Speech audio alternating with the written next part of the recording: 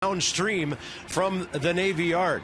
So as we look to our Capitol Dome for inspiration today and for healing, there are a couple of baseball games to be played at Nationals Park. Flags are at half-mast all over the District of Columbia. The Navy Yard Station is where most Nats fans take the Metro and walk down Half Street to our ballpark. Some will be here today, and some have much bigger things to deal with. Bob and FP, welcome to the ballpark. Unspeakable tragedy yesterday. Hard to even think about baseball. The Nationals obviously did the right thing by not playing. Today, a couple of games to be played, and the thing about this whole tragedy, not only the unity of our country, but the fear that it puts into people, especially our kids, the children that feel fear from this. That's what gets to me. Well, absolutely. And when you talk about, this is where we work, but more importantly, this is where we live. This is my neighborhood, and to go through that whole thing yesterday, very emotional day. All right, the Joint Chiefs have a representative, Admiral Winfield, here at the ballpark. He already was here for the Wounded Warrior softball game on Sunday. Came in this morning, presented Davey and the Nats with Navy caps with the blue and gold. In fact, Davey told him, hey, my dad was Army, my grandfather was Navy, and I think this was a great honor for the Nationals players. Well, the guys couldn't be more excited to wear those hats today and pay tribute. And when you talk about, getting back to baseball and how it does heal, I think getting back on the field today, the best thing for the players. And quite frankly, I have some friends here today that work over there, and they're here today to watch a baseball game and to escape in baseball, and hopefully it helps them. Well, baseball has been a healer, as we've mentioned many times over the years. It continued during World War II. It continued 6 days after 9/11, and now the next day after our Navy Yard tragedy. We've lost neighbors right next door to us. The Nationals and the Braves will start playing baseball shortly.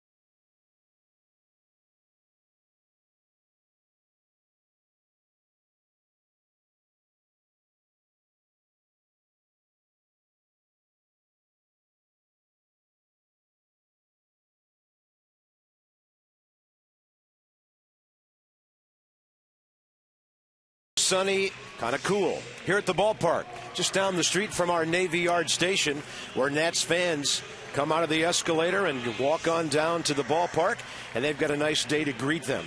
Clear skies, 62 degrees, breeze is blowing as Train celebrates its 100th anniversary by offering irresistible financing. Hard to stop a train, really hard. Braves' magic number is 4. They come to town with 89 wins. The Nats have 79. Elliott Johnson was with Kansas City when the Nats were there a couple of weeks ago. Freddie Freeman is really swinging the bat well. 13 for his last 26 over a 7-game hitting streak. 8th in the league in hits, 2nd with runners in scoring position, 8th in batting average, 3rd in RBIs. The Braves strike out a lot, but man, when they make contact, they do some serious damage.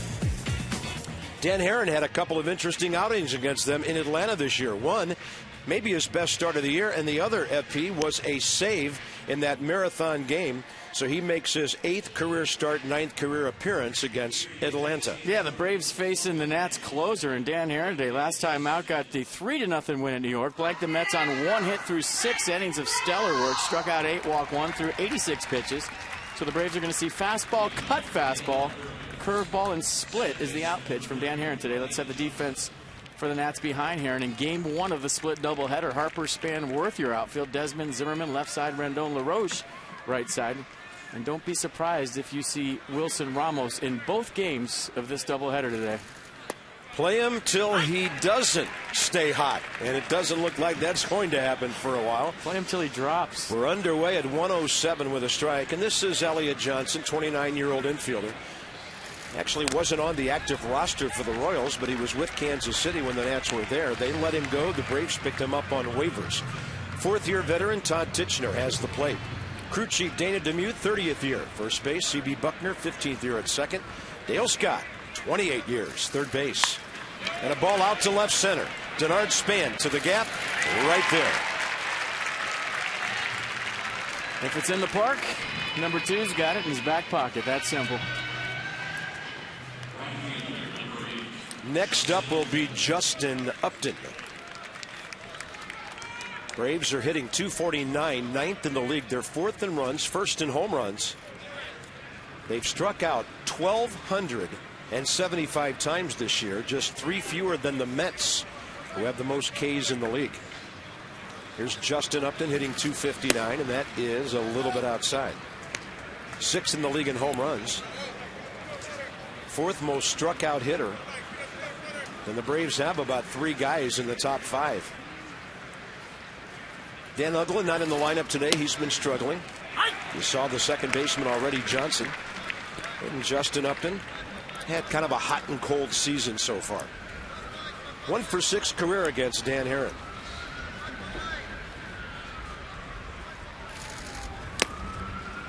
Well, I think the key today for Herron, obviously what it always is, keep the ball down away from right-handed hitters, but also that Davey Johnson took him out of his last start, which is 86 pitches. After back-to-back 103-pitch starts against Chicago and Kansas City, he had those 2 rough outings. That ball well hit. Left center. And just off the wall below the red seats. Span plays it well, gets it back in. 1-out double, Justin Upton.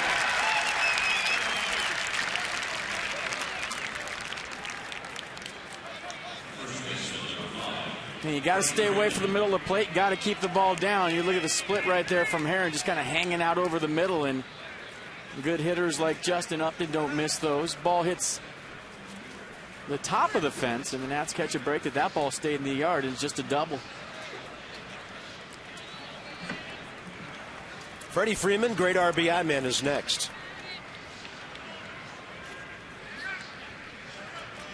There is a base open. It's the first inning. And that ball hooked right over the end of the Nats dugout. Into the seats. Everybody appears to be okay. Well, if you're not awake, that'll wake you up. And the reason I bring up this whole Freeman thing, he's hitting .430 with runners in scoring position. And the guy behind him is 0 for his last 15. Although we know how dangerous Evan Gattis can be. Inside, 1 ball, 1 strike. Well, he's definitely the hottest of all the Braves hitters. He's hitting .341 with 34 RBI over his last 45 games. That's 59 for 173 since July 28th.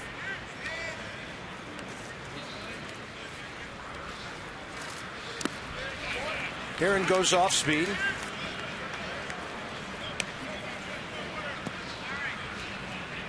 You would think Dan Herron, even in a 1-out situation right here, wouldn't give in to Freddie Freeman, first base open, even though it's the first inning. Right-hander Evan Gattis on deck, hitting .238.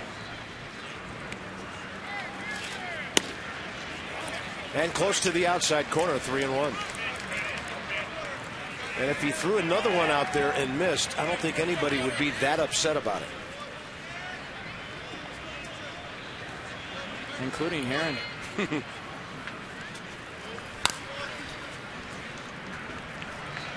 Well, they made him swing in an off-speed pitch.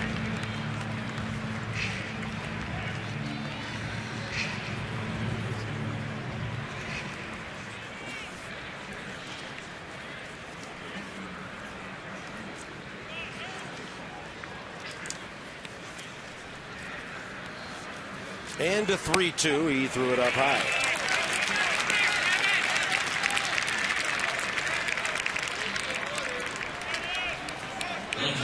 Well, the Braves' magic number is 4. The Nats can keep them from celebrating here by winning 2 of the 3 games in the series. They have dominated the Nats here, 6-0, 12-4 overall. And they're playing .500 ball, kind of back and forth. Reds won against Houston last night. And the Nats have been great lately.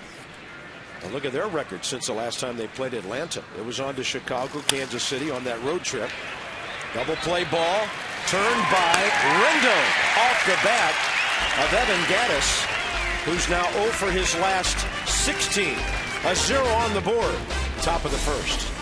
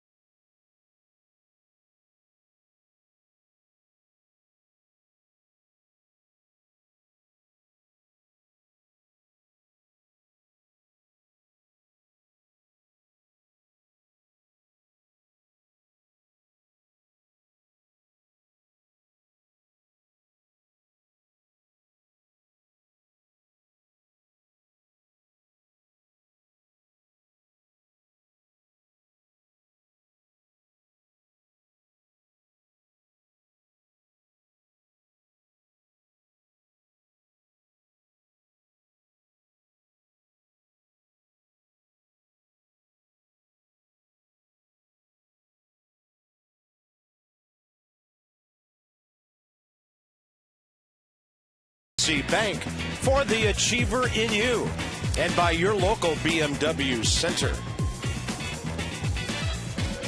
Big double play ball. Dan Herron, great job of pitching around Freddie Freeman. Got Gattis on the 6-4-3. Breeze is kicking up here a bit at the yard.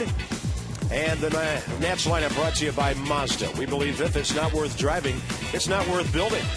Jason Worth has handled Mike Minor pretty well with a home run in his 3 hits. The Nats are now 6th in the league in hitting, in runs, 3rd in home runs, and 6th in stolen bases. This offense is flying high, but they'll get a test against the Atlanta pitching staff for the next 2 days. First up, Mike Minor, 3-2 in 8 career starts against the Nats, but the matchup ERA is over 5 runs a game. And last start on the 11th against the Marlins, he got the 5-2 loss, gave up 5 runs on 11 hits in 6 innings of work, struck out 4, walked nobody through 94 pitches. So fastball, slider, curveball change. And when you talk to the Braves people, they said the fastball's been up and the curveball slider combination not as sharp as it was early in the season. Here's Denard Span. So he's looking today with a base hit or more to tie Michael Kadire for the longest hitting streak in the major leagues this year. 43 hits and 111 bats. And that adds up to a batting mark of 387.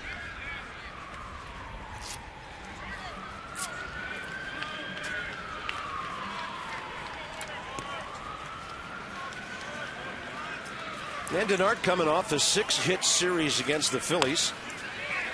He also did some running because he was on base so much. Stole a career-high 3 bases in the game on Saturday. So the Nats batting average sitting at a season-high 254.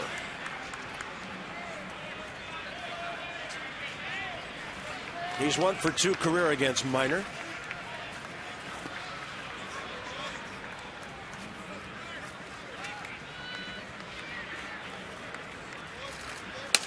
And that's inside, 2-2. All the other baseball is tonight,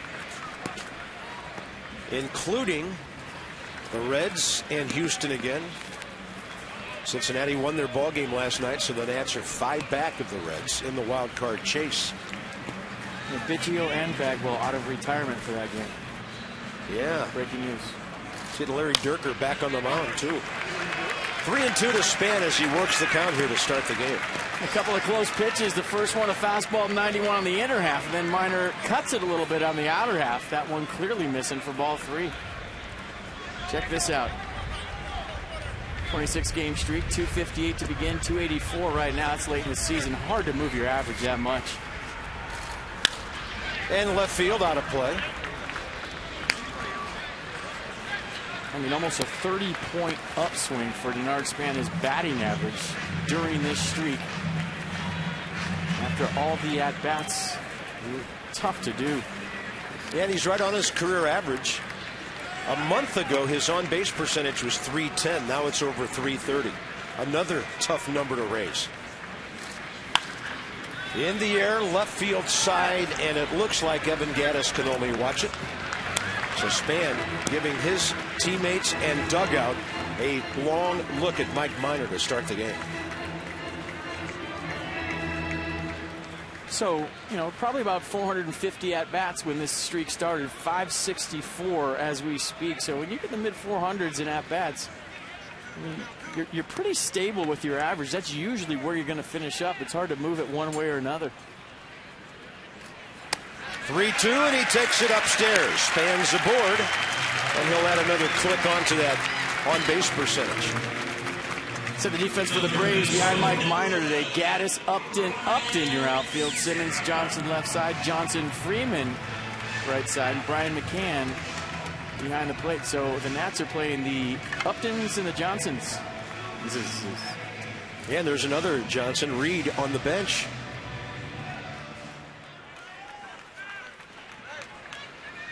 Ryan Zimmerman, 5 for 18 with 4 walks career against Minor. And driving the ball beautifully lately, batting average up to 281 for Ryan. 11 of his last 17 hits for extra bases. 9 of them have left the premises.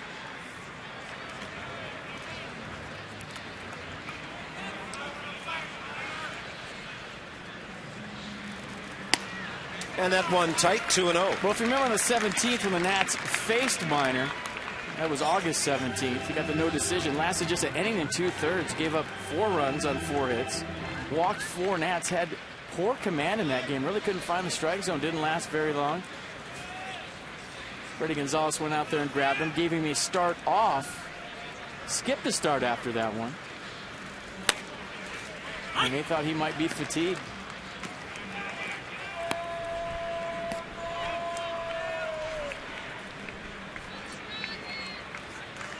That was that crazy 8-7 ball game saved by Heron for Craig Stammen when Strasburg and Minor started. And the last thing we thought we would see would be 15 runs and 15 innings. Ryan had a good rip on a 2-1. Slots, tables, and dining, the ultimate triple play, Hollywood Casino. Charlestown races, so Hunter Pence has caught up with Ryan Zimmerman, tearing it up for the Giants, who've won 3 in a row, and Wilson Ramos in the September long ball hunt as well.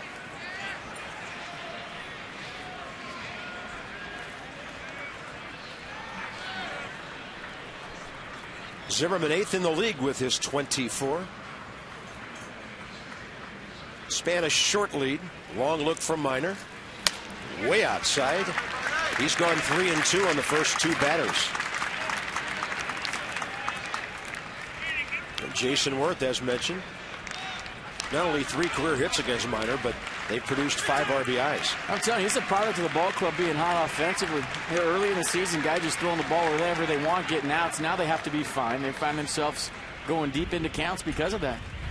2 walks to start the game as that one bounces in. It's a ball club that's averaging 7 runs a game in the last 9 games. Pitchers get on the mound, they're aware of that.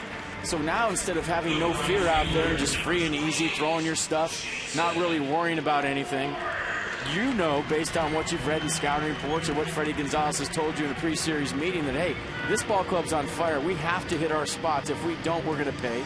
And inevitably, that's how it snowballs. That's how hitting becomes contagious. Now guys worried about the lineup as a whole, thinking they have to be perfect. They fall behind, and then the damage is done. Well, here's Worth, who could put Washington on the board.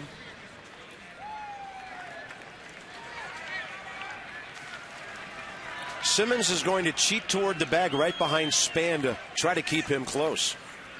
Kind of interesting for him to do that, considering the number of hits Worth gets through the shortstop hole. And that ball's on the inside edge. I mean, Jason lately been driving the ball all over the place, but the majority of his singles halfway between second and third.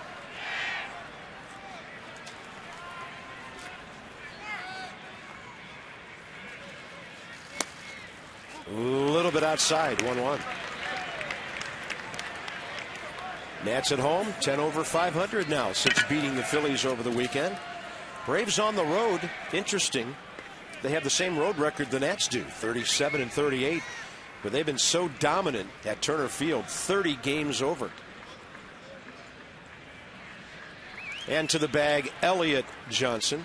So Simmons the one doing the jockeying on Span, but the second baseman came in for the throw. And add that dimension to the hot offense, that Denard Span has been far more aggressive on the bases for the Nationals lately. Now as a pitcher, you got to worry about a hot lineup and a base runner that when he gets on has been far more aggressive and successful in stealing bases. 1 ball, 1 strike. Huge gap in left center. And Worth is heading that way, and that ball is heading out, and it is up against the wall. Span will score. Zimmerman to third. The Nats, after 2 walks, on the board with an extra base hit. Well, cool day here at Nats Park, and I think Jason Worth's shocked that that ball didn't get out. He'll take his 22nd double of the year. Fans here on their feet. There goes the no-hitter. There goes the shutout. Let's check out the pitch sequence to Worth. First pitch cutter and 91. Then doesn't get the call on a 2-seamer away. So 1-1 count. Gets what looks like a flat slider at 85 right down the middle. And Worth watched it for a minute and then realized, a lot like Justin Upton, his double, that on a cool day here at Nats Park, ball's not traveling, but good swing of the bat nonetheless. Second and third, nobody out. Scored an Ard Span and given the Nats the early lead. So Worth, his 6th career RBI against Minor in just 10 at-bats. Bryce Harper's 2 for 10 against him. That's where a ground ball to second is a great play for the Nats. Yeah, pushing 2 runners if he can do it. And get both jobs done. These are fun at-bats. Come back to the dugout a hero with a tapper to second base. Obviously, Bryce Harper thinking about more. Yeah, maybe for a pitch or 2, right? There's Jason Worth. Nice swing, dude. Oh, wait. Stay hot. You know what? 2 months ago, that's a bad outfit. Today, he's warm. Outside and a bouncer. Brian McCann smothers that. The count's 1-1. And Mike Minor's misses so far have been large. He's had 1 or 2 borderline pitches. Not called for a strike, but all the others not even close. Harper 345 over his last 22 games.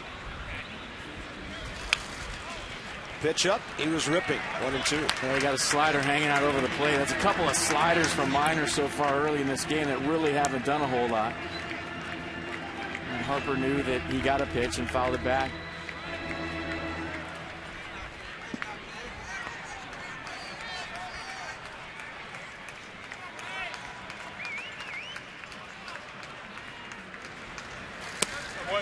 Off speed, dropped the changeup under his hands. Now it's even 2-2. And Mike Minor's thrown 21 pitches already, 8 of them to the leadoff man. Another dangerous hot hitter next, Ian Desmond.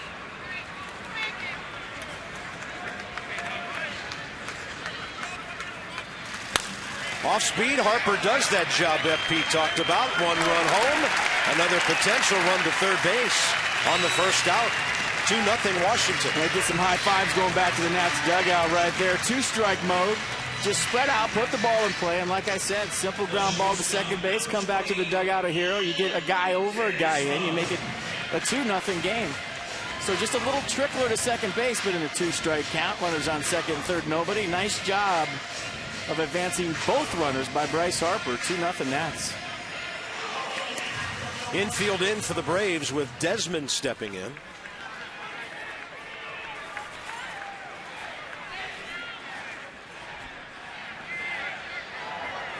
Five for 18. Desmond against Minor. Strike one. And Ian over his last 22 games, driving in 20 and batting nearly .350. Batting average at home on the rise too. He's hitting .321 here at Nationals Park.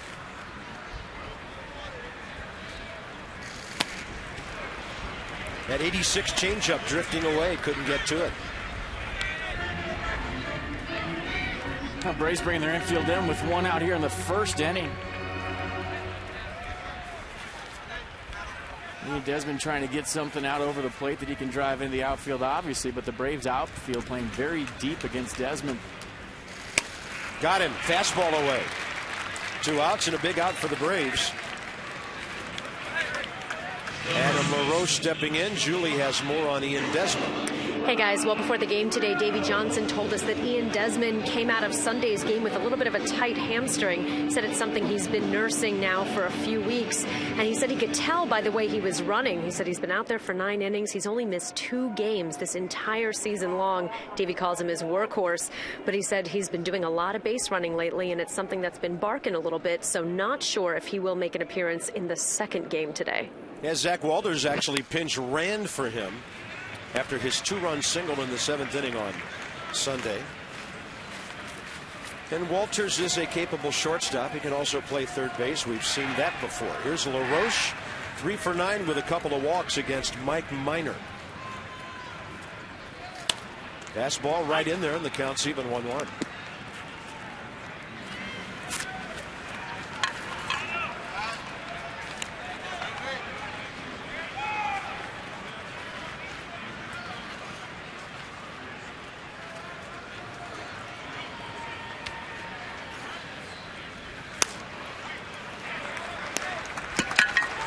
Doubleheader is generally a very dangerous thing when you're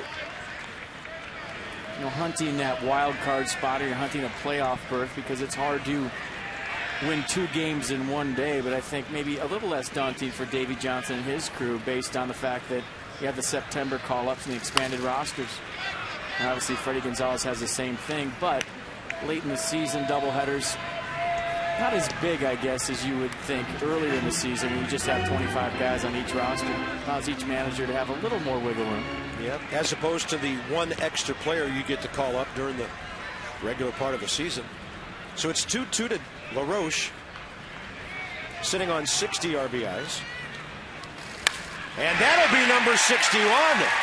LaRoche picks up his teammate Desmond with the RBI hit, and the Nats have a 3 on the board in the first inning.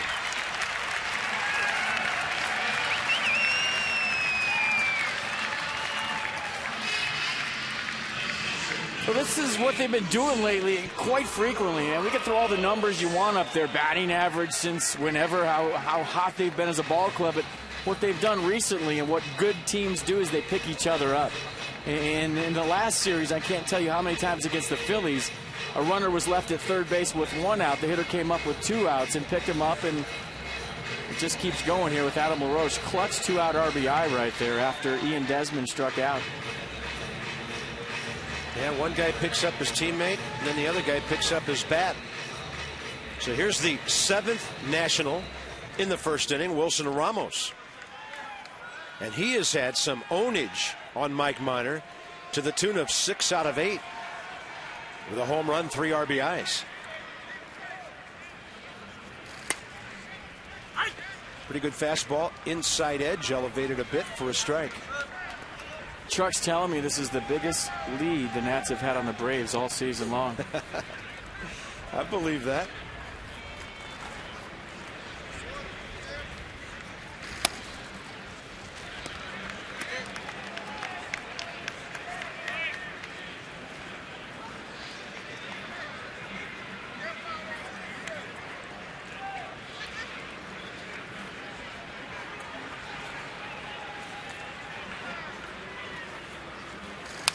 Another number on Ramos since the 4th of July in his recall. He's 358 with runners in scoring position.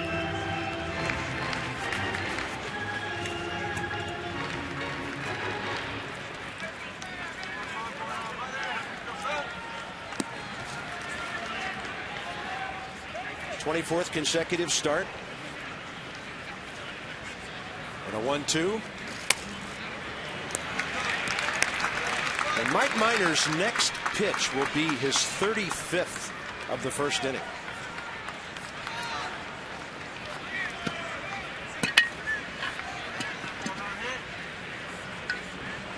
That Heron double play ball grabs some momentum. Now the offense is taking care of the rest. Tough outs. Inside the numbers with STG. So we'll go back to the 22nd of August and ranks among catchers. Nobody better in all of baseball in terms of being an Iron Man and producing while playing every day. Buffalo Soldier right there. In Chicago, that's the day his consecutive game streak started. Well, Mike Minor's leaving some balls right down the middle. Wilson Ramos in battle mode right now. With 2 strikes, has gotten a few pitches to hit. But like the last time we saw Mike Minor, not sharp early.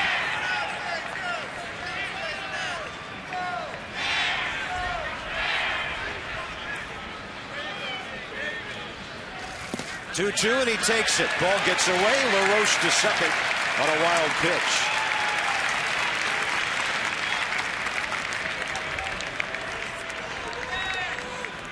Nice read by LaRoche. Off to the races as soon as that ball hit the dirt. Now in scoring position, a 3-2 count for Ramos. It'll be interesting to see if Minor, with first base open, gives Ramos anything to hit. Although Rendon on deck has been swinging the bat too.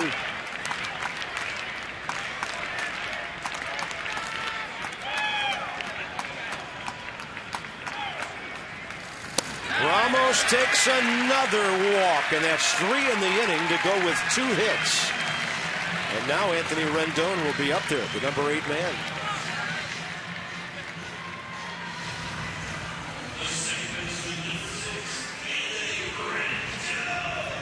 Right-hander David Hale is the newest member of their bullpen.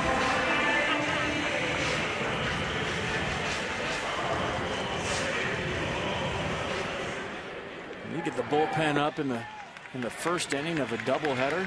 Yikes. Even if Hale doesn't come into the game, you're already up 1. Here's Rendon, 1 for 2 with a pair of walks against Mike Minor in his rookie year, and he'll pop up the first one out to center. B.J. Upton a ways to come for that. He was playing pretty deep. And on a cool day, a very cool first inning for the Nats. 3 for Washington.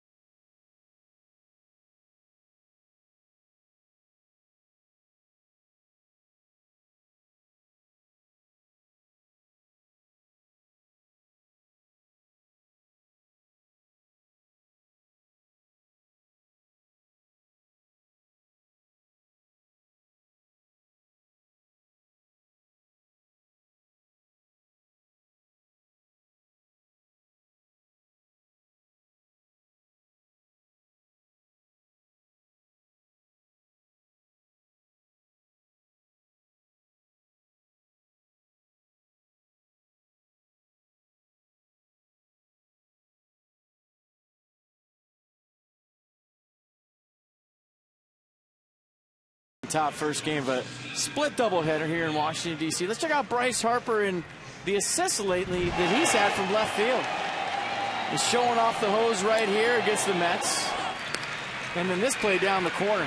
Just an absolute bullet on the fly to get the out at second base. And then this one, I think, the most impressive, a one-hop rocket. And then the double clutch here on Sunday to get Darren Rupp. I mean, he has been putting on an absolute exhibition out in left field. I mean, that's a guy that when he was 12 years old threw 107 unofficially on the mound. And you can see why. So there was a Sid Finch. He just didn't live in Nepal. Oh, you want to get Bryce going in conversation? Ask him about when he used to pitch in Little League. I mean, he'll go on and on and on about how he struck everybody out and threw 122. Any walks in there? No, he struck everybody out. Just ask him. Sure. Top of the second, Brian McCann. Hitting .257 with 20 home runs. He's 4 for 12 career against Dan Herron. He goes inside. Dan had to sit there for a while after throwing 14 pitches. 8 of them strikes, and that big double play ball ending the top of the first. Well hit, base hit. Rendon was playing him to pull, and McCann still got it through there. First 5 Atlanta batters, 3 of them have been on base. And here at Nats Park, the second inning presented by Luna. Call for the Luna double today. Get your second room of flooring free at 877-241-LUNA. Next up, the league's leading hitter at .330, Chris Johnson. Michael Kadyr's at .329, Andrew McCutchen .324, and then Worth, who's probably at .323 plus a couple of decimal points.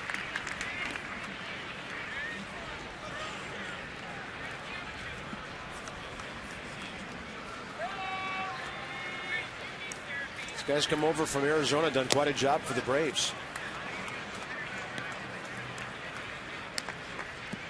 Houston, of course, in between. Last year, 279 at Houston, and then 286 with the D-backs. So he is overachieving, nearly 40 points above his career average. 1 ball, 1 strike on a good breaker by Dan Herron. Let's see. Nice little cut fastball right there at 85. You can see the cutting action late. Just out in front was Johnson. Got in on his hands. And so Johnson flies to Denard Span. First out. Top of the second. Hey, every time a Nats pitcher gets that guy out, it helps their right fielder. Andrelton Simmons will be next, and we'd like to invite you to become a season plan holder for next year. You'll receive bonus eCash multi-year price locks. These special offers expire September 30th. Visit nationals.com/2014. Some restrictions apply. A young ball club built to win for a long time. I'm in. Andrelton Simmons is next, and that's blown away.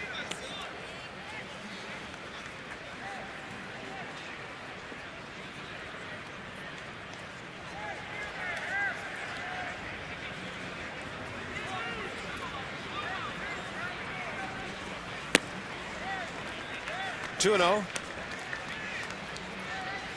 Simmons 0 for 3 career against Herron. Hitting .246, getting rave reviews around baseball for his defense.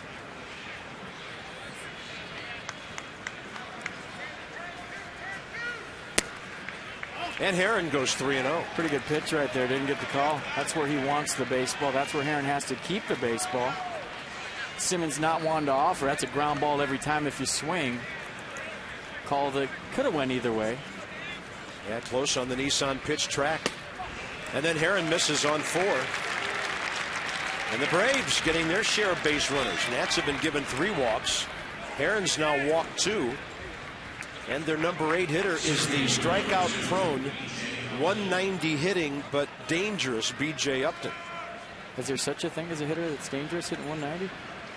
When he makes contact.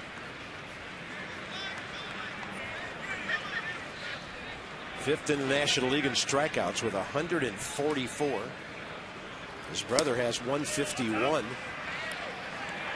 Dan Uggla has 158. Herron going to take a walk around the mound, kind of regroup right here. He's feeling like maybe getting squeezed a little bit.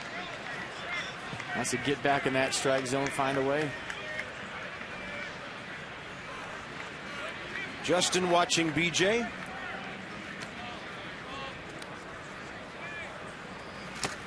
Two and 0. And Desmond going to walk to the mound, talk to Dan Herron. You know, fought through that first inning. Obviously, second inning been a little bit of a challenge for Herron, but if you look at his stuff compared to last time out against the Mets, not quite as sharp here early.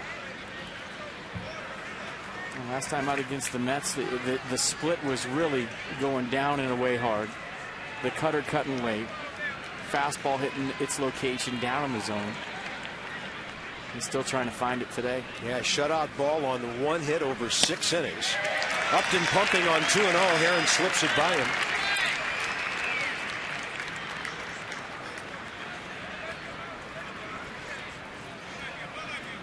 That's a fastball getting the inner half, and it's a really good shot with the Exmo of watching Upton's eyes not at contact, kind of out toward the pitcher, away from the baseball.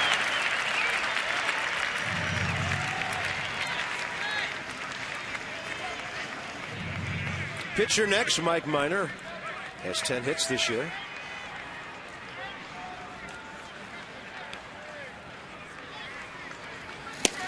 And Dan Herron battles back to get the strikeout. His first of the game against a guy you can get the ball by. Upton down, two outs. A little cut fastball at 86 on the outer half to a pull swing. He just looked at Upton's head. I mean, flying out of there, not really seeing the baseball. We saw him strike 2, eyes not at the contact point, front shoulder flying. Anything that's moving away from Upton probably presenting him with a problem. And Mike Minor can hit, so any not over by any means. Yeah, homer, 6 RBIs this year.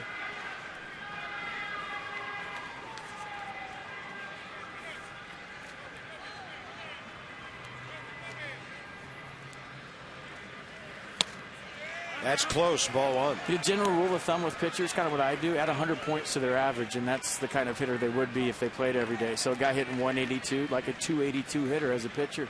Guy hitting 100 as a pitcher, that'd be 200.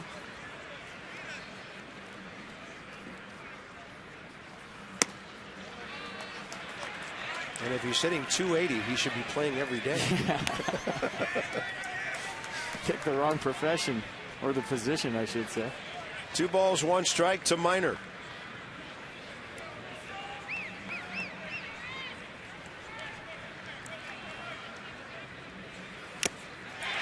And a hack. Pretty strong hack. Foul tipped it into Ramos mitt. And the count's 2-2. Been a busy first couple of innings for Dan Herron. Double play bailed him out last inning. He's hoping for a couple of Ks here.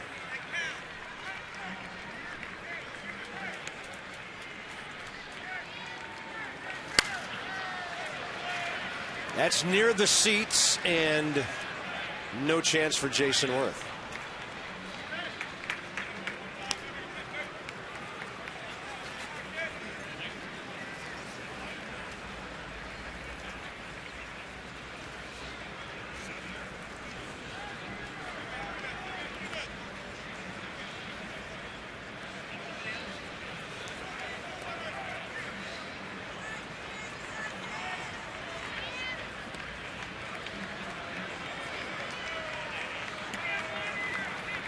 Two balls, 2 strikes.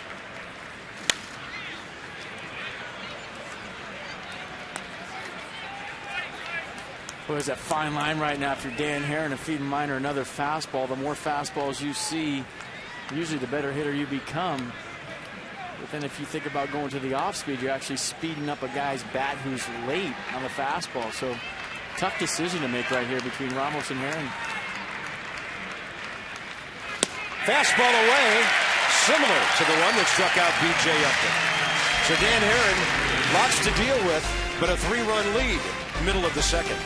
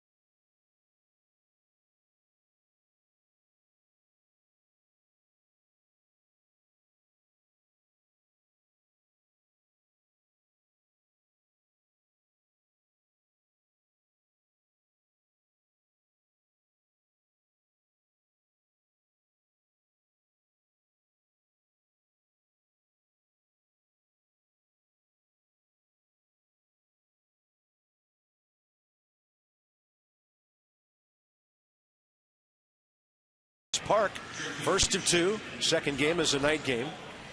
So the Nats on top big early. AFCIA, the Association for Global Security Professionals, brings us our sideline report with Julie. Thanks so much, Bob. Well, earlier today, Admiral James Winnefeld, Vice Chairman of the Joint Chief of Staff, made a visit to a very somber and quiet Nats clubhouse earlier today before the game, and he went around to each player individually and thanked them for their discretion in postponing yesterday's game in light of the tragic events of the Navy Yard shootings. He said, listen, I understand that you guys are pumped up to play a game, but it just wouldn't have been the right thing to do, and obviously with everything that happened yesterday and the tragic events, the Navy and myself appreciate the fact that you guys postponed the game and also played a doubleheader today. He said, I know playing a doubleheader is not fun and it's no easy task, but we all appreciate it so much. And at a wreath-laying ceremony earlier today, he said, you know, there were tears in everyone's eyes, but they appreciate all of the support that the Nationals have given. Craig Stammen saying that the events yesterday were surreal. To think that such a tragic event happened just mere steps away from where these guys come every day to play this game. Navy Yard just down the street, just upstream from us here. I don't know, maybe a half mile away to the west end of the Navy Yard. And a chopper by Dan Herron, bottom of the second underway. Easily handled by Chris Johnson. And Admiral Winnefeld, a huge Nats fan, watches every ball game on TV. Follows the team with a true passion, great fan. Got to know him throughout the last couple of years. And he is a good man, to say the least. Yeah, nobody in the business of defending our country is in it to get rich. They are in it because they love it. They love us. They protect us. And in some extreme cases have to give up everything for us. And we can't let any day go by without letting them know how much we appreciate it. And the Nats do that every day here at the ballpark, and both games today will be no exception. There's a brain trust for you. Skipper, bench coach, team leader. One of the team leaders, I'll say, well, Jason Worth. The bench coach had the at-bat of the day in the softball game the other day. He swung and missed the first two pitches and had to shorten up and put one in play. And I was out there thinking, man, the potential next manager of the Nationals cannot strike out in the Wounded Warrior softball game. He got to second base and said he was nervous. Well, at least when he tells guys to choke up with two strikes, he'll be telling them that from personal experience. Hey, we all were nervous. It's been a while since we've played in front of people. I'll tell you what, a great day though. The Wounded Warriors, those guys are absolutely the best. 1 ball and 2 strikes. Span 8-pitch at bat first time. Walked.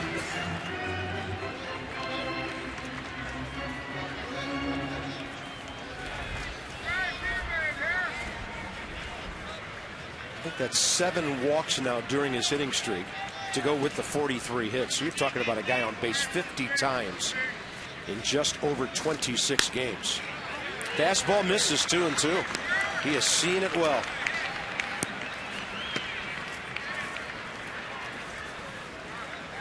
.45 pitches already for Minor.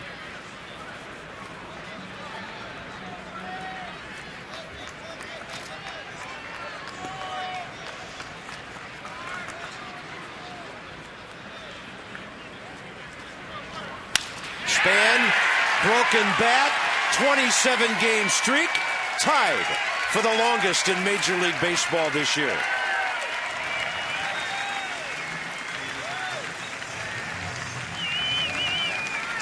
The hits just keep coming for number 2. 27-game hitting streak. Line drive up the middle. Seen a few of these in the last 27 games. Right back up the box on top of the baseball. Confidence level high. Swing locked in. And the streak continues for Denard Span.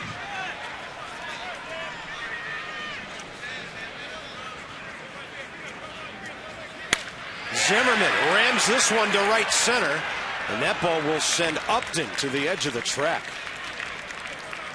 2 outs as Ryan Zimmerman hit it beautifully the other way. All right, back to the Wounded Warriors softball game. Ian Desmond came up to me before the game and said, you know what, my wife Chelsea can really play some shortstop, and she's coming after you. He said she'd go to the hole, make some plays. I said, really? Well, she better bring her A game. This is the play she made late from shortstop to get Admiral Winfield at first base. And when you talk about top plays and all the highlight shows, folks, you're not going to see one any better than the national shortstop's wife, Chelsea Desmond. Just doesn't get any better than that. Well, now we know where he learned how to play short. I mean, did you see that? Diving from a knee in the hole on the money to get the Admiral at first base. Unbelievable.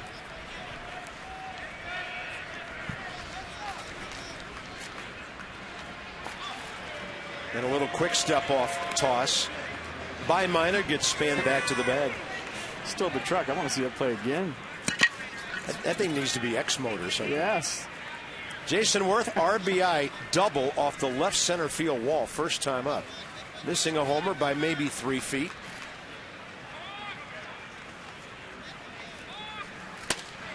Fastball right side. All right, one more time. In case you missed it and you weren't here the other day, Chelsea Desmond in the hole, laying out to a knee.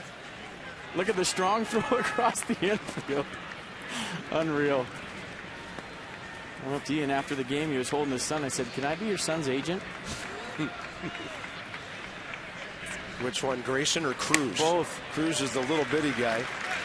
Grayson's already very active. That is awesome.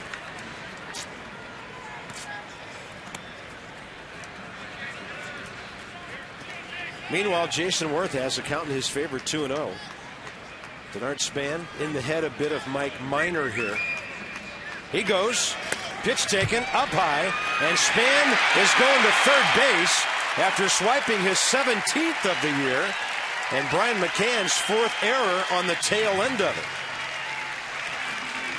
And we talk about the average and the hit streak. I think the one dimension that Denard Span's added recently in this ball club is the aggressive nature on the bases. Hadn't really gotten into a groove stealing bags until the last week or two. Been very aggressive. Pitchers aware of that. You know, McCann rushing his throw, goes into center field. Now I got to run in scoring position. All the way to third base with 2 outs. And now Worth walks and Harper will bat. And that's the 4th walk given by Mike Minor today. Just looking back through the scorebook, when this homestand started last Friday, Denard Span had 13 steals. He now has 17. So he's averaging 1 a game on this homestand. Bryce Harper, through Sunday, averaging 1 outfield assist per game for the last 4, going back to the end of the New York series. RBI ground ball, right side for Bryce, first time, and he could really put the Nats in business here early game 1.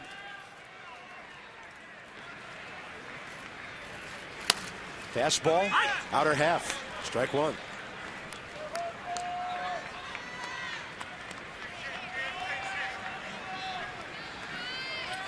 David Hale up again.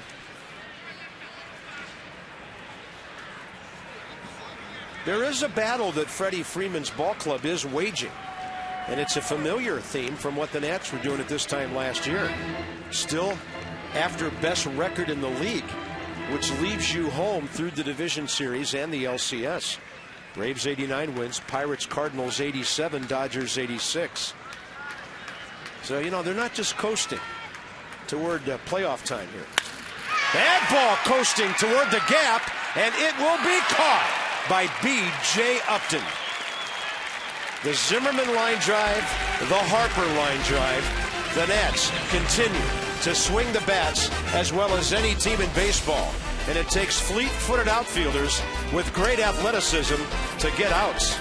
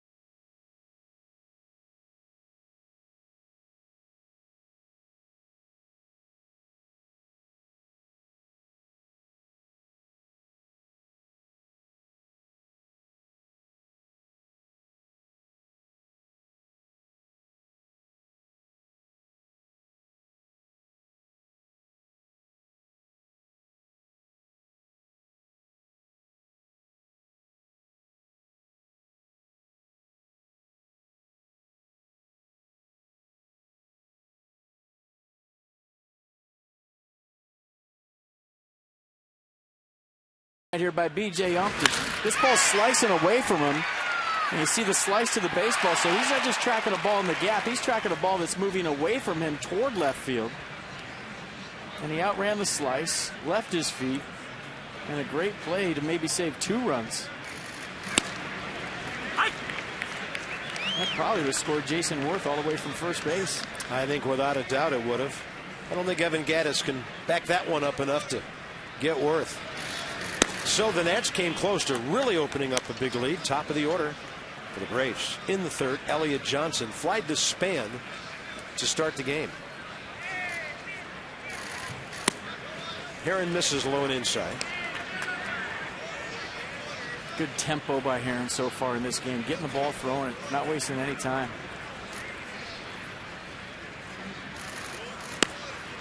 Strike 2.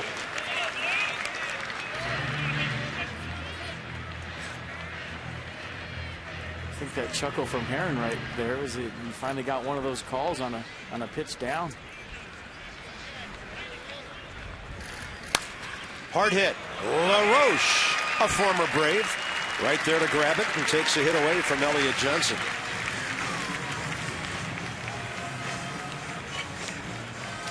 We arrive at the 2 o'clock hour here at Nationals Park. First of 2. We'll have a split doubleheader. Nats Extra tonight, 6:30. Second game at 7:05 after we join you from the booth at 7. And Johnny and Ray, of course, have already done their pregame thing from the ballpark. So here on Masson, Nats Extra after this game. And then tonight, Masson 2, starting with Nats Extra 6:30. Fastball right in there to Justin Upton, who almost left the yard like Worth did. Doubling off the deep wall left center. First time up. Did not score.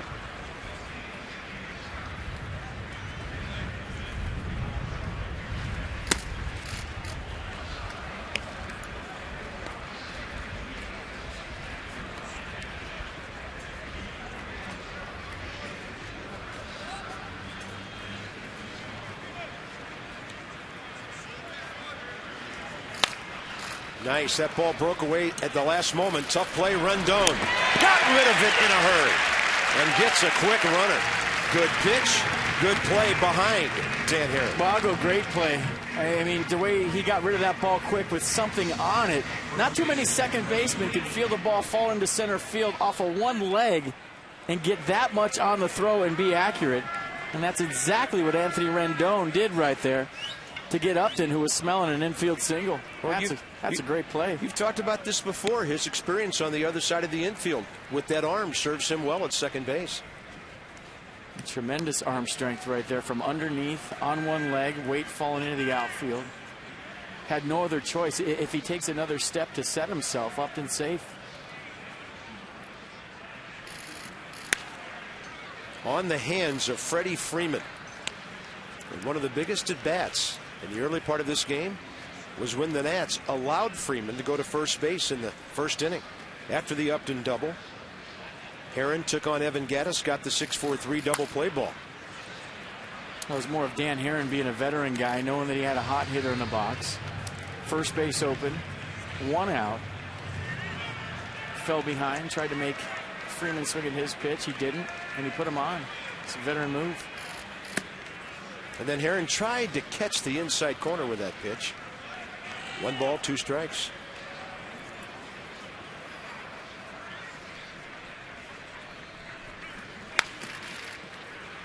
He's not giving Freddie Freeman anything he can hit fair. Well, when Freeman gets extended, that's when he's the most dangerous. And you could tell the book right now is pound him in. Don't let him get those hands extended. Now they're going away. Got him. And you don't see Freddie Freeman fooled on a swing like that very much. Dan Herron gets a 1-2-3 third. He's retired 5 in a row.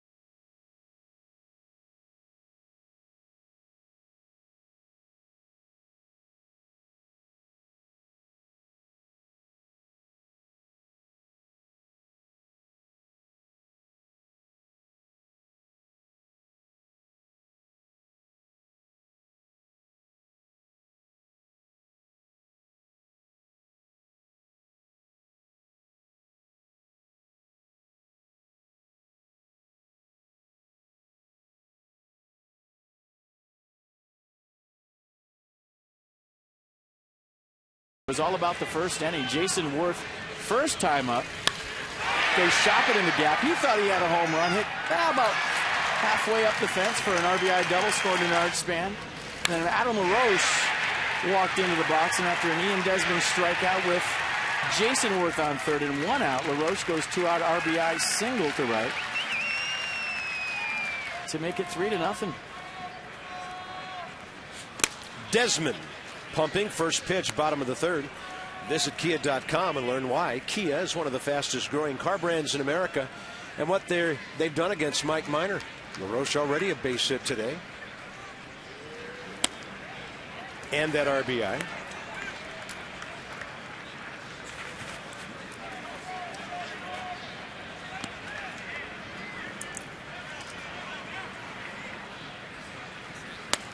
That's on the corner. Mike Minor is saving his best pitches of the day for Ian Desmond. Got ahead of him first time, threw him a changeup and then painted away, and Ian could not reach his fastball. He'll jam him this time, and that's a little liner to Elliott Johnson. Bid on game-worn jerseys, and you can do this until 8 o'clock tomorrow night. Nats will take the jerseys off their backs after the game Sunday. Available ones include Bryce Harper, Jordan Zimmerman, Span, Lombardozzi, Ramos. Go to nationals.com/auction till 8 o'clock tomorrow night. You can stop by the Dream Foundation kiosk in center field and purchase raffle tickets for your chance to win a jersey. There's LaRoche. I want some raffle tickets. Come clean with the green. You can have as many as you want. I'm in. Like I said the other day, I want to buy some raffle tickets for the tie off your neck. The double header tie is the one I want. I'm going double tie today, by the way. You are? Yeah. I'm sticking in my blue and gold and honor the Navy all day long. Sure.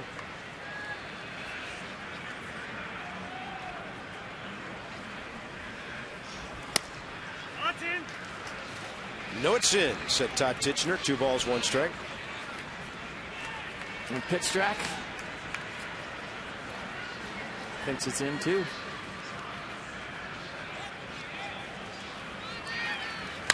LaRoche, well hit right side, bobbled by Elliott Johnson. Time to make the play. 2 outs. Ramos coming up inside the numbers with STG. Since the first of this month, RBIs. We talked about the tear Hunter Pence is on. Ramos right there behind him.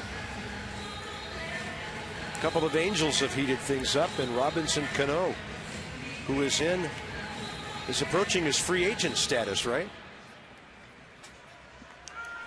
That'll be one of the interesting things to watch in the offseason. Will a troubled Yankee ball club have to really borrow from the bank to keep him?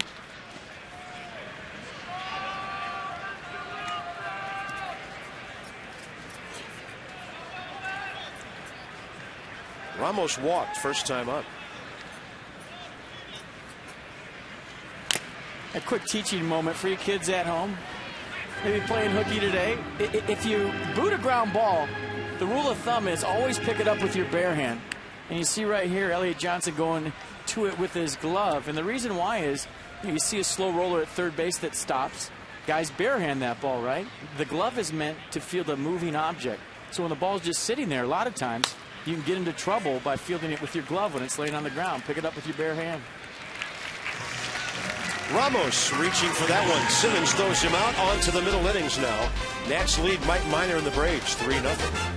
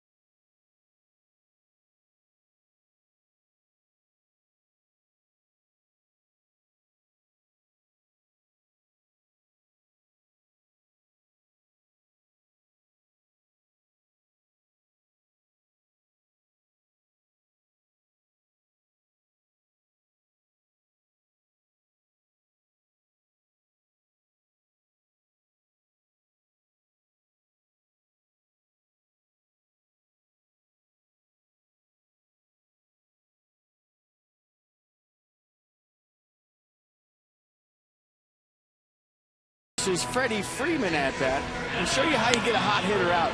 You make him aware of the inner half of the plate. So he starts him with a first pitch cutter, then doubles up on the cutter. Freeman thinking, oh, they're trying to pound me in. Then he goes two-seam fastball at 89.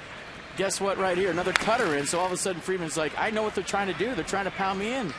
And what does Wilson Ramos and Dan Herron decide? Once he thinks that Freeman's very aware of the inner half of the plate, they sneak one on the outer half. Freeman kind of has that front shoulder fly open. He's aware of the inside half, and they get him out. It was a nice sequence by Wilson Ramos and Dan Herron. Yeah, that was great stuff there. Like I said, when that happened, you hardly ever see Freddie Freeman take a hack like that. Evan Gaddis hit the 6-4-3 double play ball early in the count to end that top of the first. Herron's retired 5 in a row, 6 of the last 7.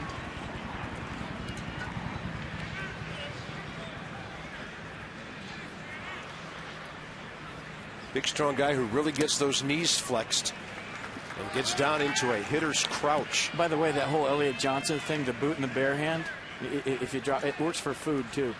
If you drop some food and you have your glove on, pick it up with your bare hand. We've seen that here in this very booth. Little pop-up on the infield. Anthony Rendon says, I've got it. First out, top of the 4th. McCann and Chris Johnson, 2 good hitters coming up as Dan Herron tries to work this thing right through the top of the 4th inning. This is kind of an unusual day because of the Nats playing a doubleheader and the Reds playing tonight. There are variables like if the Nats sweep, if they split, if, gosh forbid, they don't win either game. And then based on that, at the end of the night, the wild card race with the Nats chasing the Reds could be anywhere from 3.5 back to 6.5 back. So win the ball game, first one, take care of your business, and then worry about that later. But with one team chasing the other, playing 2 games in one day, many, many variables here. Right now it sits at 5. The Nats could gain as much as a game and a half. Well, Nolan Ryan starting for the Astros tonight, so the Nats have that in their favor. And I was just ready to give the pitching matchup too. What is it? It is Mike Leake, 13-6 for the Reds. Jordan Lyles, 7-7 for the Astros. And that thing is way upstairs. Desmond out, Rendon there. Span never saw it, and as the emergency beacon went off, me and Desmond made the grab. Well, Denard Span looking right up into the sun and did the right thing. He put both hands out to his side and told everybody he couldn't see it. And then as an infielder, watch Ian Desmond create the angle to where he's not looking right at the sun. Watch Denard Span. I don't have it. I don't have it. Ian Desmond looking to the side toward the right field line. Creates an angle to where the sun wasn't directly in his eyes like it was for Denard Span. It's good communication right there by the middle infield and the center fielder. Oftentimes guys lose the ball in the sun and they don't tell anybody. And Denard Span, I can't see it. So you can read his lips right there. And then Ian Desmond looking the other way did. Dan Herron paints on Chris Johnson. No balls, 2 strikes.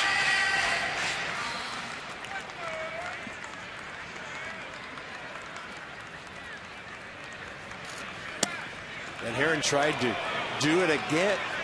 Pretty good pitch. Mercedes-Benz will track it. Well, Herron's found it. The first couple of innings he was going maybe a little too fast and was missing his spots, but he's hitting his spots consistently now.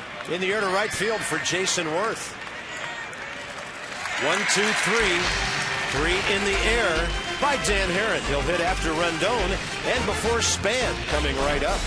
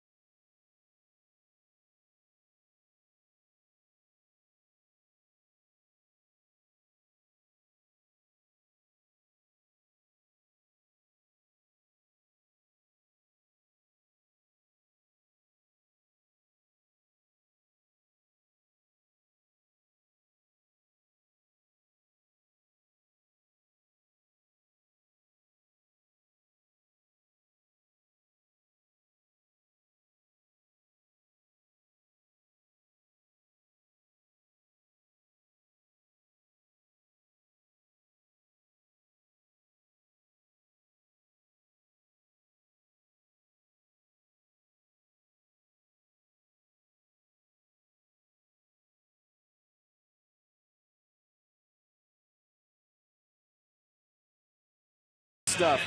We're going to look at the shadows right here. Look at Brian McCann. Shadow right behind him. That means the sun's probably right in Denard Span's eyes anytime the shadow's right there. Now Ian Desmond goes out. Denard Span looking directly in the sun, which is right behind home plate. But watching Ian Desmond, first he uses his bare hand, and he's looking at that angle to baseball where Denard Span's looking straight into the sun. Just the fact that Desmond is looking over to right field is kind of shading his eyes from the sun. Where Span's coming straight in, Desmond created an angle, and that allowed him to see the baseball. And trust me, that ball was high enough so those guys had plenty of time to create a lot of different angles on a high pop-up off the bat of McCann. Bottom of the fourth, Anthony Rendon. He flied to center on the first pitch he saw, ending the first. 1 ball, 1 strike here. Rookie's been on base 34 of his last 37 games. This one right off the end of the bat over there for Freddie Freeman. Minor settling down. 5 in a row for him. 6 out of 7. For the Achiever and you with our minor league report, PNC Bank. So all levels combined in the Nats organization. Tony Renda comes up with the most runs. Billy Burns, the organization player of the year. Now, Tony, you got to score 1 more run. Little did he know. 99, you got to get 100. Still a fantastic year either way.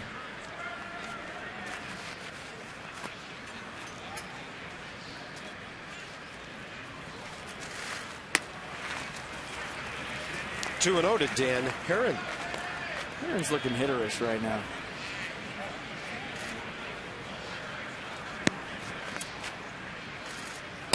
Two career home runs. 29 RBIs, 2 of them this year.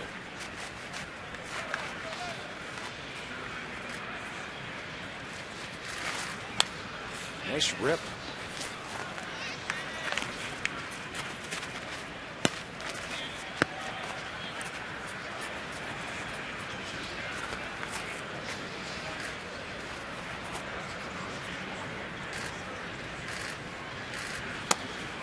Close to the corner, but ball 3. Top of the order, Denard Span's already taking care of business today. Walk, run scored, base hit, stolen base, 27-game hitting streak.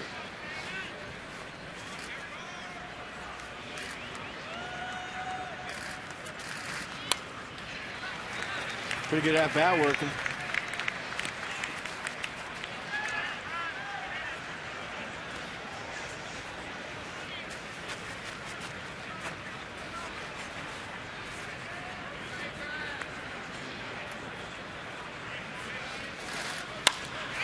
That's a pretty good shot to right center, but those Uptons out there, you better hit a gap and not have it in the air very long to get it under those guys.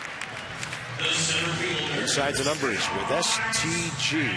Denard Span now matches Colorado's Michael Kadire for the longest streak in Major League Baseball this season. We mentioned last week Jacoby Ellsbury of the Red Sox. No American League hitter has made it to 20. 3 National Leaguers have. Span's hitting .393 during his streak. And a base hit here would put him up at .399. Batting average overall at .285. First pitch, easy for Freeman. Nats go quickly, a lot like the Braves did. This one into the top of the 5th. Game 1 of the split doubleheader. Washington by 3.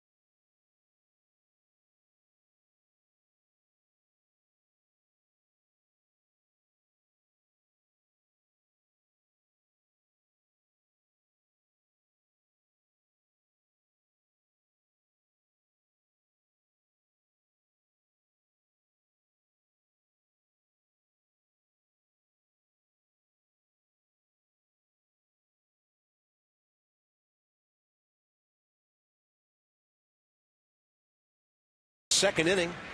The Nats in their patriotic Navy uniforms today. Looking good, leading 3-0. Dan Herron against Andrelton Simmons, B.J. Upton, Mike Minor. And Navy, the appropriate color for today's game. Ball pounded foul, left side, and 0-2. Dan Herron getting ahead. Moving the ball around, changing eye levels. And right now, 8 straight Braves retired.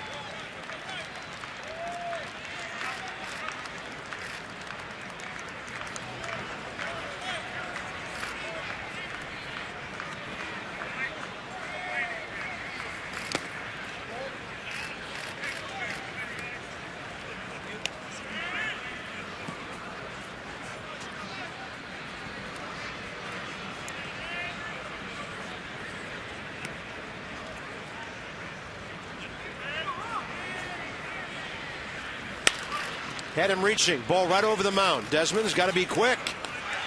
And Simmons sliding in, still out. If there's a high throw, that slide can be an effective play. Don't know if it slowed him down or not, but Desmond took care of that. Well, it most definitely slows you down, running through the base much quicker. But what a lot of times runners will do when they know they're out is they'll try to trick the umpire and sell the call. Dana Dubuque not buying it. Nice play by Desmond, knowing that Simmons is fast. Diving into first base, and that was close. But in essence, what you're doing when you dive into first is you're taking the sound away of your foot hitting the base versus the ball hitting the glove, and it'll confuse an umpire to where every once in a while, I'd say about 1 out of every 10, you'll get the call. But you really have to be safe when you dive into first to get the call. Most umpires will tell you it confuses them to where they're just going to call you out every time. 1-1 pitch, and Herron continues to force these hitters to reach. In this case, B.J. Upton, who he struck out with runners at first and second, 1 out in the second. Then he got Mike Minor on strikes to end that threat and hasn't been threatened since. 0-2, and he got him looking on the inside corner with a changeup. 4th strikeout of the day. Upton twice, Nissan will track it. 73 miles an hour. Well, excuse me, 81 miles an hour. Scoreboard said 73. And I think that was a split. You see it tumbling in there? And that's the split that Herron had last time against the Mets, to where it just kind of went down and away from lefties and down and into righties, to where he's really getting inside of that pitch. And I think you mentioned it last time, Carp, kind of creating the screwball effect with the split. Yeah, something not associated with right-handers usually.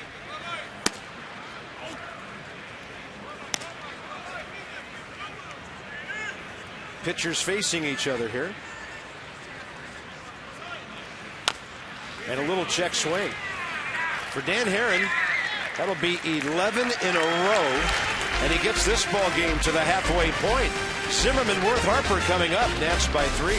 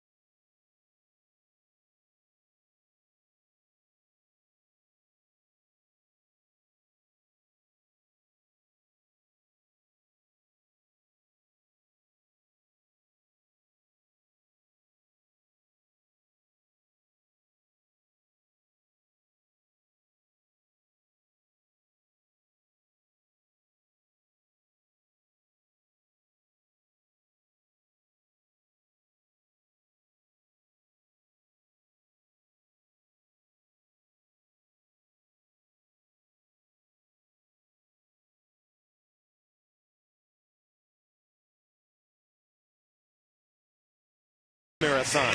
It's a sprint. Steady early lead. George 25 wins, Abe 21 coming in. So Abe's still mathematically alive this year.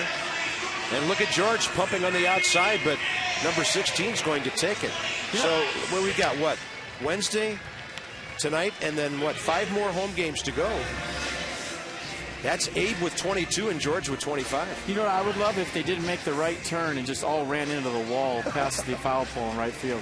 Just piled it up down there. Freight Railworks do-ups. Some people want presidents down. We've got hitters coming up. Career against the Braves, Zimmerman, Worth, and Harper all hitting in the 200s, but doing plenty of damage. Even Bryce, who's been pitched tough by the Braves this year. And by the way, kudos to Ryan Zimmerman, second year in a row nominated as the Nationals pick for the Roberto Clemente Award. Every ball club gets one of those. And Ryan does great work with his Zims Foundation for MS, inspired by his mom, Cheryl. Several fundraising events during the season. The Fun Fest, the golf, the gala, night at the park. Ryan's doing a lot of great things in the community, and congrats to him for being nominated a second straight time. Hitting lessons, lunch with him, dancing lessons, and he's doing it all.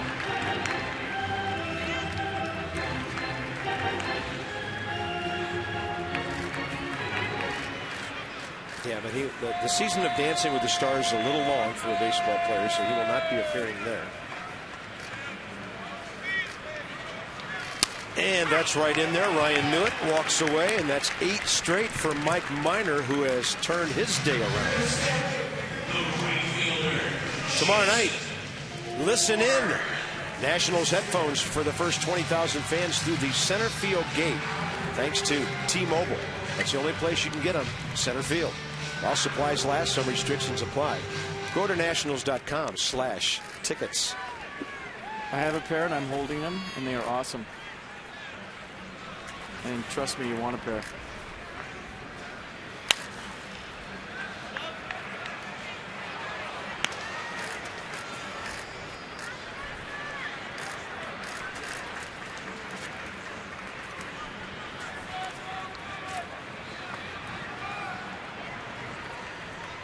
Oh, 1 to Worth.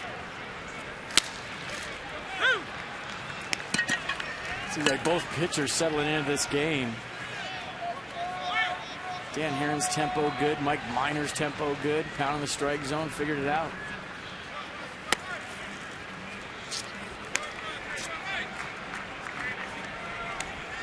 The difference is Herron knew how to battle through the first couple of innings to where maybe a younger pitcher in Mike Minor really didn't. Right now, Minor's in his groove. 1-2 to Worth. That's on the inside corner. Tom Titchener a little stingy with strikes early, ringing them up now. Well, umpires are getting that groove with you, and if both pitchers are working fast, both pitchers are throwing strikes, the umpire will say, all right, let's do this. And Jason Worth probably didn't like that call, thought it was inside, but you look at Brian McCann, didn't have to move the glove a bit, so Minor hitting the spot, gets the call. So Worth trailing Chris Johnson in the batting race. 1 for 2 with a walk. Johnson 0 for 2 today. There's Bryce Harper. Hit the daylights out of the ball last time. And B.J. Upton took a 2-bagger, a 3-bagger, who knows, away from him in the gap in left center. Certainly would have driven in 2 runs.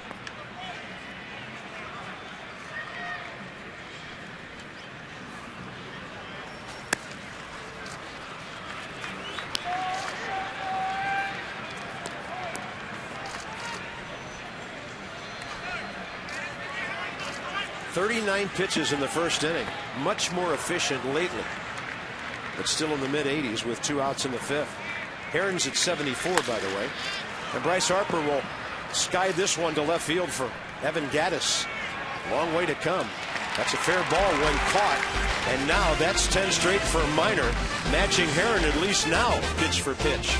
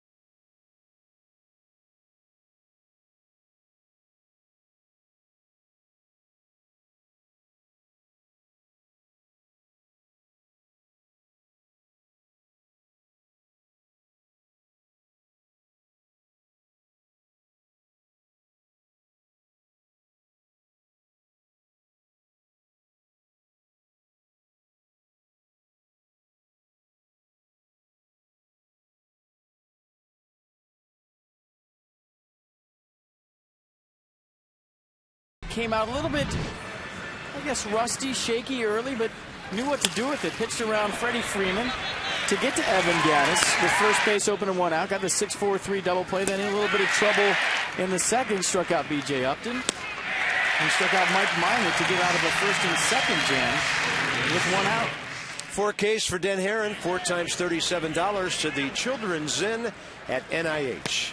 That's thanks to our DC area Toyota dealers, helping children and their families. Toyota, K's for kids. Top of the order, Elliott Johnson. Fastball right in there at the knees. Evens up the count. Johnson has flied to center, grounded out to LaRoche on a very hard hit ball.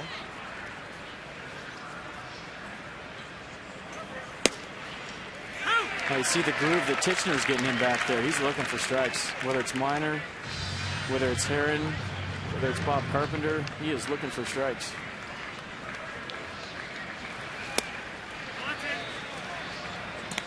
I got a good moving changeup. You do.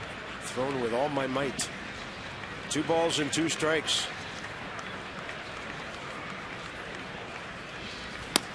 There's that cutter. Comes under his hands inside, maybe a slight piece at 84. His cutter usually a little harder than that, but in the neighborhood. Justin Upton next, and then Freddie Freeman.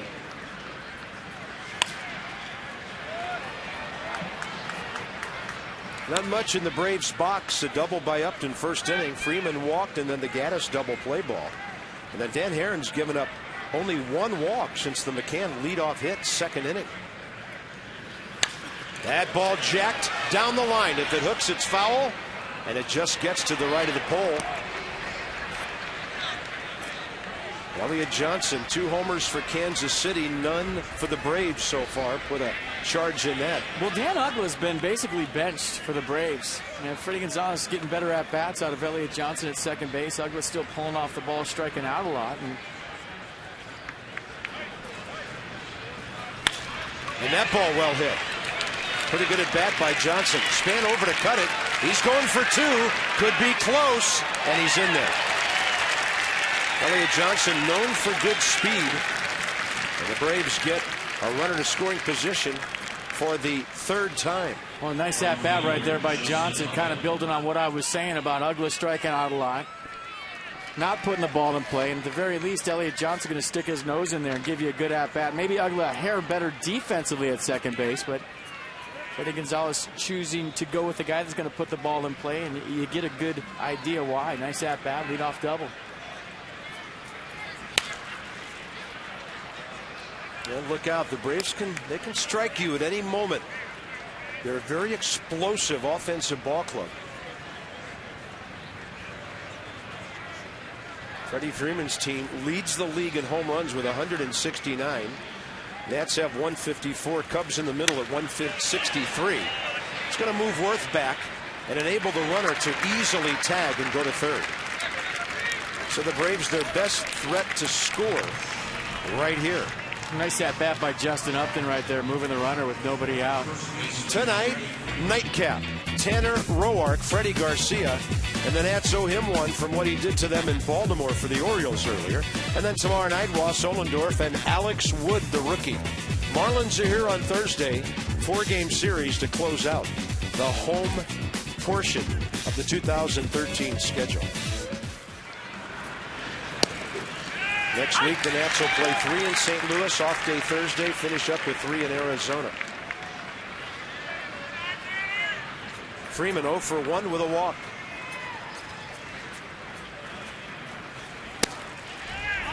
Didn't the Nats play late in the season last year against the Cardinals and then have to go right back? Yeah, like the regular season games and the playoff games were like a week apart.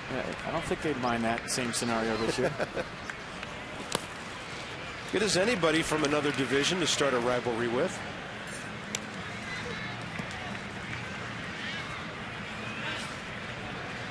One of the toughest guys in situations like this. Second in the league to the .454 of St. Louis first baseman Alan Craig. 2-1 pitch. It's a changeup. So similar situation in the first inning. Fall behind, first base open, 1 out. Sure. Make him hit your pitch. If he doesn't, try to induce a ground ball for the next guy. And he'll hit that pretty far. Harper is back there. Bryce thinks he can throw this guy out. Watch this launch. Home on a hop. And Elliott Johnson scores. You can just tell the way Bryce was setting up. He was not conceding anything. Well, he likes to show off the hose whenever he gets a chance, but I mean, that's one where 99 left fielders out of 100 won't even throw. Nice at-bat by Freeman, by the way. Plenty deep enough, right? Oh, yeah, easy sac fly. Well, if you're on third, you better run. Watch this throw. And Ramos trying to pull the deke right there in the last second tag, but look at Bryce Harper. The windup in the pitch. And if Ramos catches it, it might have been a strike. Bases empty, 2 outs, and Evan Gattis goes up hacking. He's 0 for 2 with a double play ball and a pop up to second. So the Braves get a run right now for Dan Herron. Minimize the damage. Let your offense go back to work. Well, I think the one problem the Braves may face in the postseason is, you know, generally speaking, you score runs in October by manufacturing them, not by hitting home runs. You're going to be facing aces, 1s and 2s and 3s from every ball club. They're at the top of their game. And if you rely on the home run, that's a dangerous way to go through the playoffs. So, a lot like they did right here in this inning, manufacturing runs are going to be key if the Braves advance anywhere in October. Yeah, and you talked about Johnson and Ugla.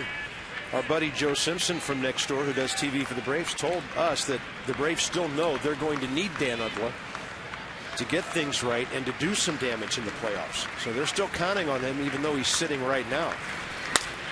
Gattis reaching. Herron's going to have him 0 for 3 and 0 for his last 18. Desmond, LaRoche, and Ramos coming up. 3-1 game now.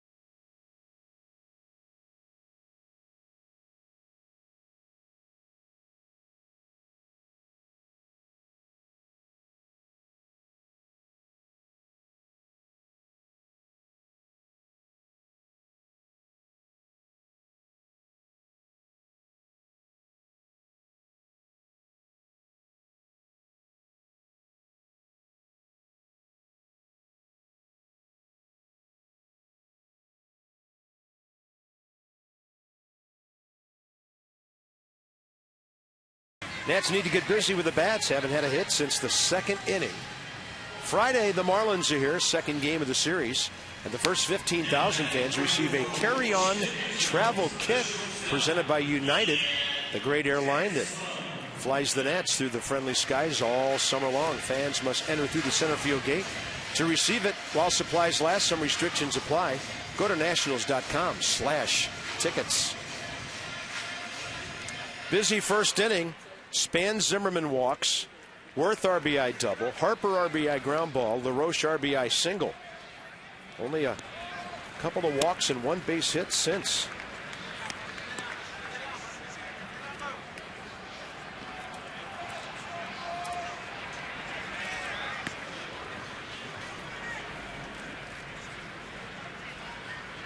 Desmond has struck out and hit a little looping liner out to second. This ball, long chase. Upton battling the sun near the barrier, puts it away.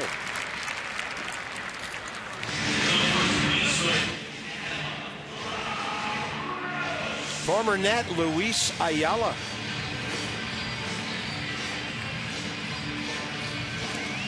starter, Mike Miners, at 88 pitches with 1 out in the 6th inning. So we'll see both bullpens today. Yeah, wearing your Navy stuff. If you're coming to the night game tonight, the cool tribute if you wore blue and gold. A lot of people are talking about that. So coming to the game tonight, you're at work today. Yeah, wear a red hat with some blue and gold. I like it. You got it all covered. Perfect.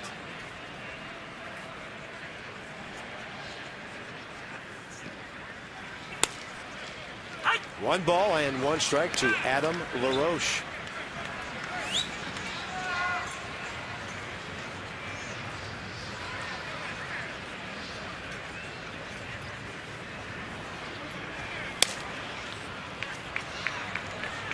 LaRoche hit the ball hard twice today. Drew Storm getting hot in the match bullpen. Yeah, Ross Ohlendorf's at 93 pitches through 6. So the 7th could be Storm.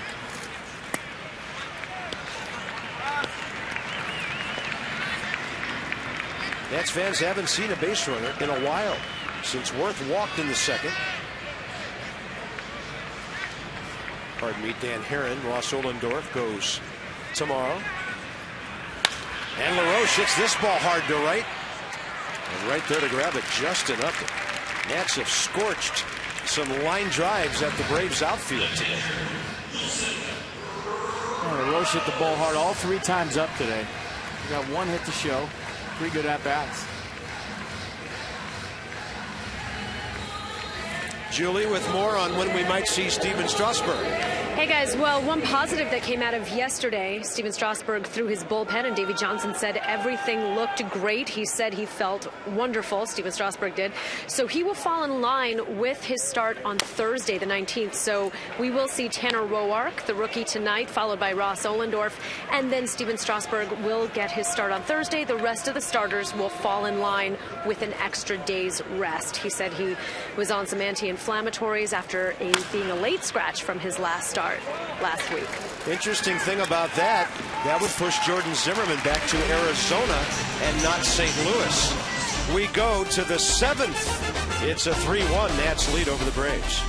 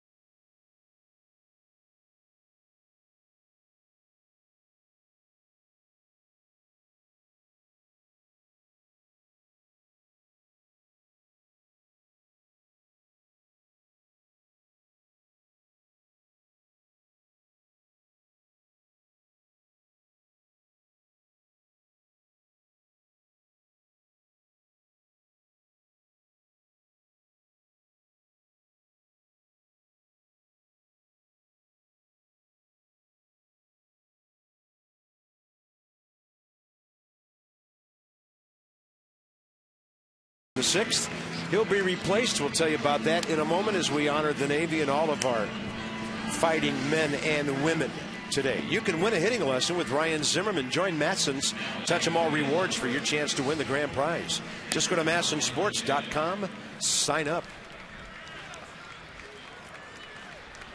Drew Storm, 64th ball game.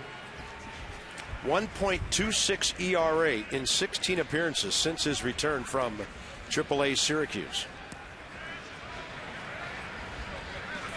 A 2-seam fastball, low to mid-90s. Slider to go with it, and he is throwing an occasional changeup. Starts off with that good running 94. And Brian McCann's late for it. McCann career against Storen 1 for 5.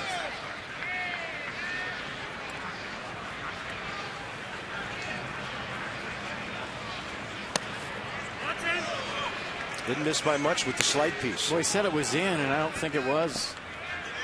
Let's see what Pitch Track has to say. Might have locked him up on the first slider from Storm. It was a good one. Pitch Track had as a clear strike. Mercedes-Benz had it looking good on the Pitch Track. Fastball away again. 1 ball, 2 strikes to Brian McCann, who's 1 for 2.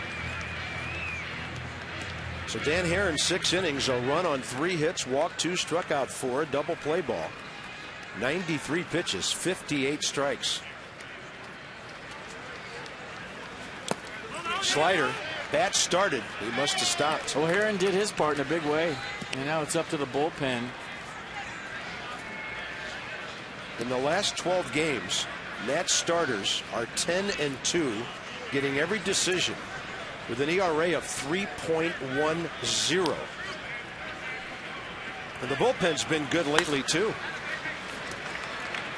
And this ball drifting way over to the line. A lot of guys with some ways to go, and it's Desmond. And when he reached back, that ball was in fair territory. And Ian Desmond has made a couple of great plays on high sun pop-ups today.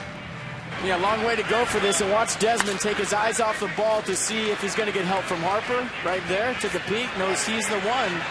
And the Bermuda Triangle out there, and the shortstop probably has the best angle. Bryce Harper, Shady, McCann over in the gap, so he had a long way to come. And Desmond with a nice running play. Next up, Chris Johnson, who's 2 for 6 against Storen.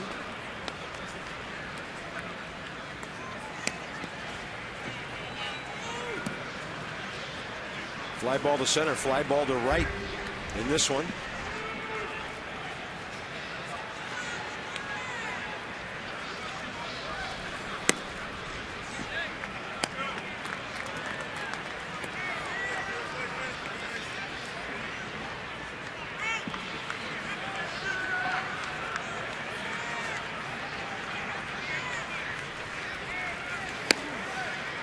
Fastball in, 3-0. Now, the obvious things are with Drew Storen is the delivery and the leg kick second time around, but there's something that I've seen a difference in is his tempo. And obviously, he has to throw strikes, get back in the zone right here to Johnson, who thought that was ball 4. But if you remember the part before he went to Syracuse, painfully slow pace, where he's walking around and taking his time now. And he's just keeping the tempo of this game going. And I think it's a very underrated part of the game is relievers having good tempos. Then Johnson swings at a fastball a little higher than the one he took. And I can't tell you how many times we've seen other ball clubs where the relievers come in. It's just like putting the air brakes on the game. One of the bigger differences in Storen's second time around has been how he's just getting the ball and throwing it, being aggressive. 3-2 pitch.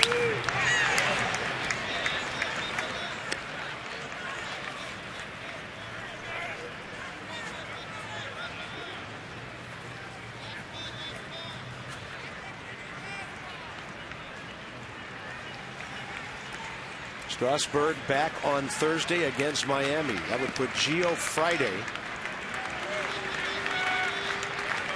Zimmerman Saturday, and then most probably the last Friday in Arizona.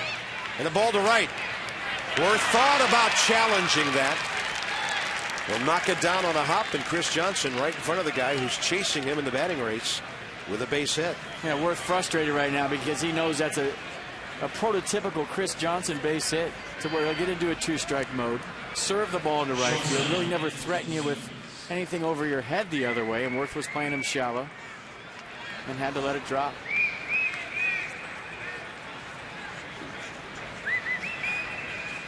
Andrelton Simmons.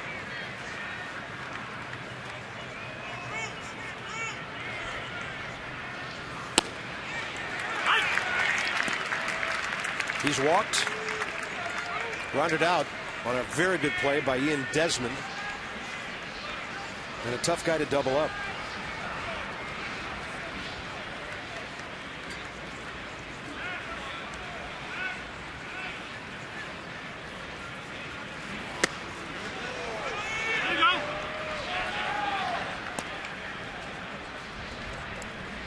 It's a good check by Wilson Ramos. If you do it quick, you never know what the first base umpire's thinking. Obviously, Wilson thought he didn't go, but it never hurts to check.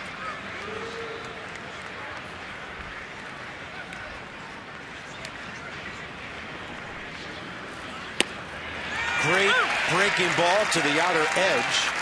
Strike two. And started on the outer half. Broke it right to the corner for strike two.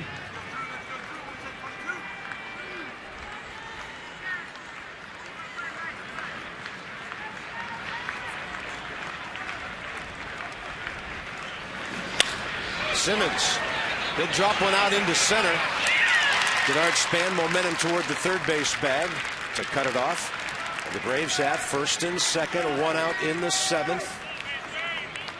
They have been one of the toughest come from behind teams in baseball this year. I think Drew Stern wanted to bury this slider down away right here, maybe even bounce it to get Simmons to chase, but watch it just kind of stay right over the middle. Bell time, Simmons taking advantage. Braves in business, first and second, one out.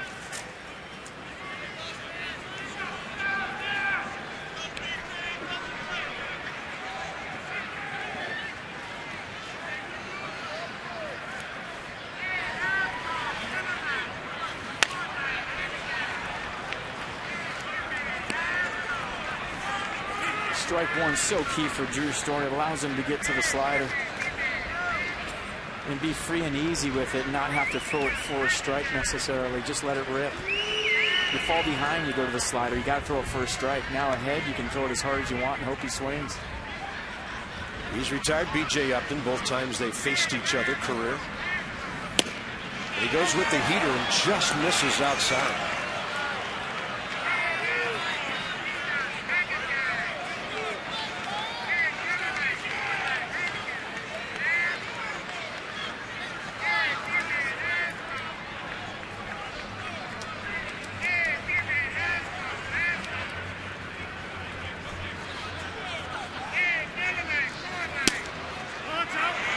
Two and one. Dan Uggla for Mike Minor if the inning continues. Well, needless to say, big pitch coming.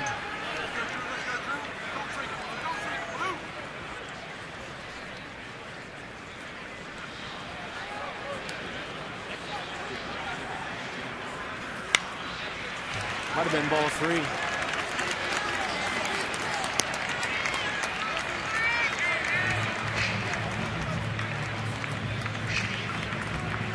Well, you've gotten to a 2-2 count without showing him your slider.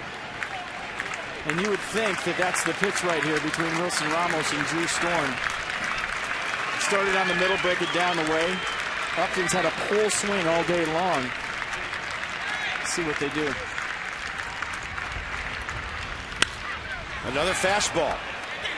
Out to left center, Bryce Harper. Going back to the bag, Chris Johnson, but that's the only place he's going. 2 outs. And it will be Drew Stern and Dan Uggla. 25-10 since the 9th of August. Bullpen piling up some impressive numbers. And we mentioned the starters trying to get their 13th consecutive decision. And with a W today, that would be 13-2. Long way to go in this one here in the 7th inning.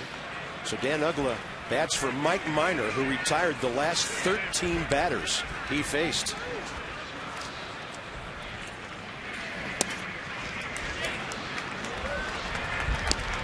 Nats ended up with only 3 hits, and 2 of those came in the first inning. He did walk 4, struck out 3. And the Dan Uggla-Drew Stern matchup is 5 out of 12 for Uggla with a home run.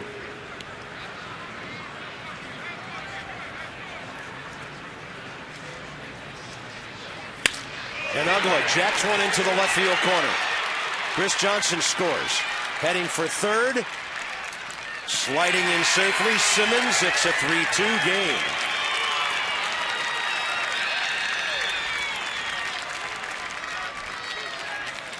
Well, Uggla's a guy recently that's had trouble getting to anything on the outer half. Storm went with a first pitch slider, then in a 1-0 count went to a fastball, belt high right down the middle. And Uggla all over it. I mean, that's really all Uggla can do at this point is pull the baseball when you talk to Braves people, and you've watched him play lately. And Drew Storm gave him a pitch that he could do just that to make this a one-run game. So Drew gives up 3 hits in the inning. Top of the order coming up.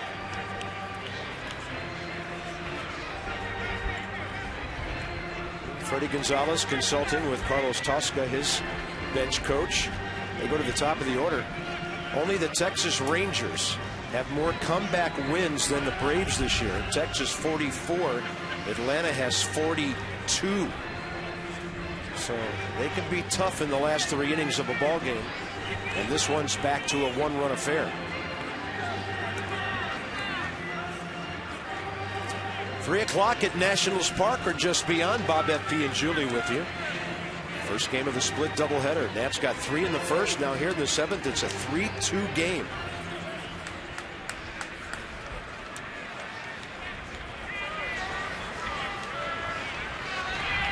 Elliott Johnson facing Drew Storm for the first time. Double last time got them going on their run in the 6th inning.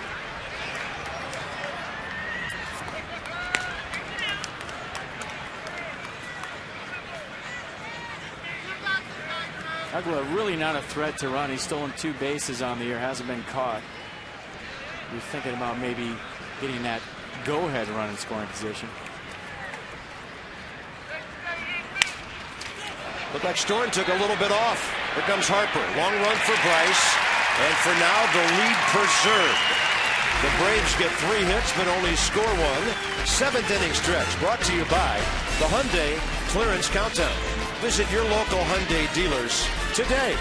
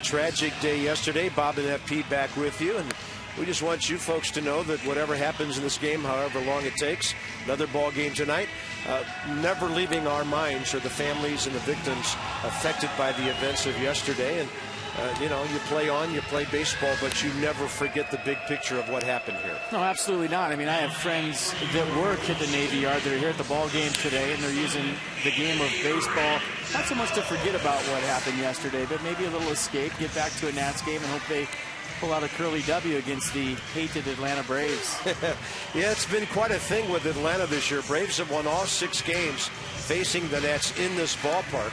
So now it's up to the bullpen, but it sure would not be nice to get another run or 2. Lately, the Nats have been getting those add-on runs, but that's been a problem against Atlanta. Yeah, that's been a problem here today. That's what the offense did early in the season. Score a couple of runs in the first inning, and then the old dump and chase and not add on to those runs. So right now with Anthony Rendon leading off, looking to build that lead back and get some runs off Luis Ayala. 34th ball game for the sidearm slinger.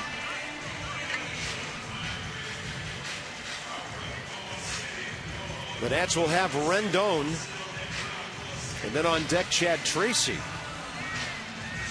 Followed by Denard Span. Ayala pretty much a sinker slider guy who can really make the ball move around. Really doesn't throw anything that's straight as a rule. Anthony Rendon is 0 for, let's see, 0 for 1, yeah, against him this year. Then a pinch hitter.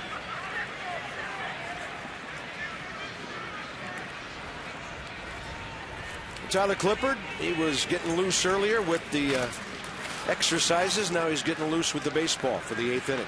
They've got Upton, Freeman, and Gaddis 2, 3, 4 coming up. Ayala just missing. 1 ball, 1 strike. We give Mike Minor a lot of credit for settling down today after a rugged first inning, giving up 3. Got right back into it. Did a nice job of keeping his ball club in this game. Yeah, I mean, you look at that ball that Bryce Harper hit in the second. It was within inches of being a 5-0 game at that point. And you saw Lombardozzi now, who's replaced Tracy, on deck. 1 ball and 2 strikes to Anthony Rendon.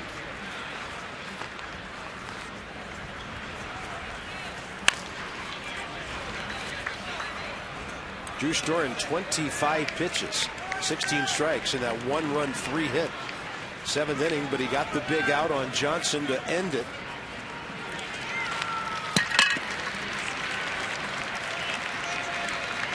Anthony Rendon 0 for 2 today with a fly to center and a foul out to third, or rather to first base.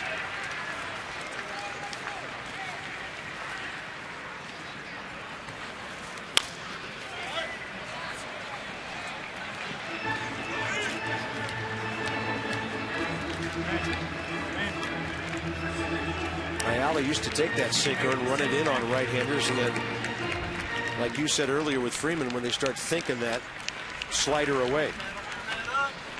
You're not taking anything away from Elliott Johnson, a fine major league player. He's got a double in today's game, but you know, with a healthy Braves team, that would have been Jason Hayward up in that situation. It just goes to show you the difference in the Braves lineup without Hayward in there.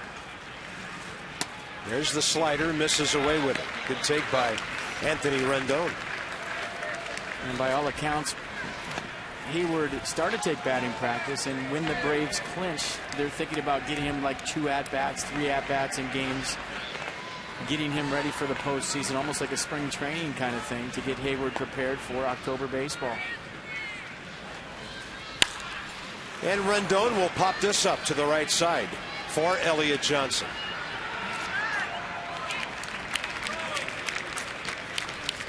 Nationals Park Sunday, last day of the season, and to send you into fall, a fantastic finale. That's fantastic finale. First 25,000 fans receive a Nats scarf presented by Coca-Cola. You must enter through the center field gate to receive a promotional item like that. The Nats will also be celebrating fans with random giveaways and prizes throughout the game. Check it out on the website.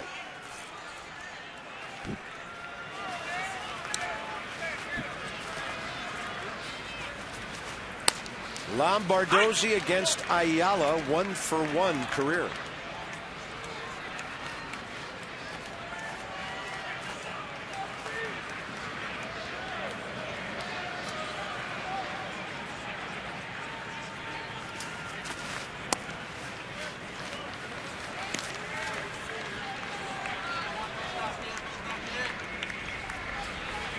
Left-hander Scott Downs, right-hander Anthony Varvaro.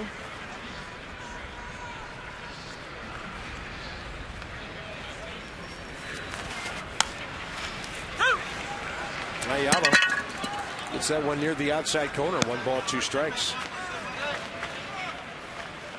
Nissan will track it. Lombardozzi didn't like the call. Let's see what pitch track has to say. It looked like it was off the plate away, and it was off the plate away.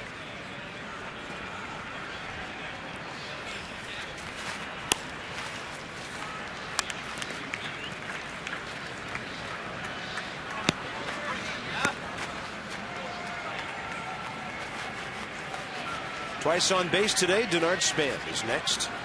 First inning walk, second inning single. to get that hitting streak to 27.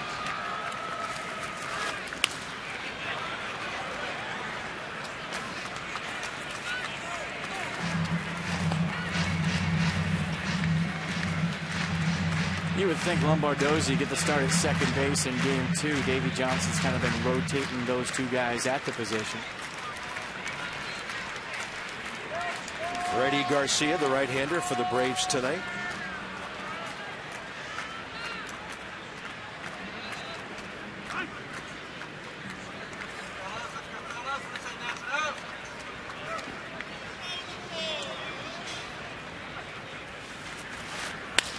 Lombardozzi trying to serve it down the line. It'll go tailing foul. Nice grab.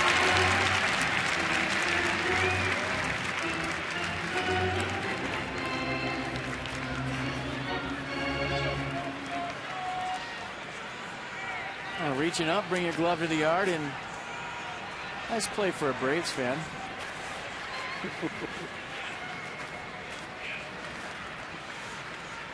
Some things you can just see them coming.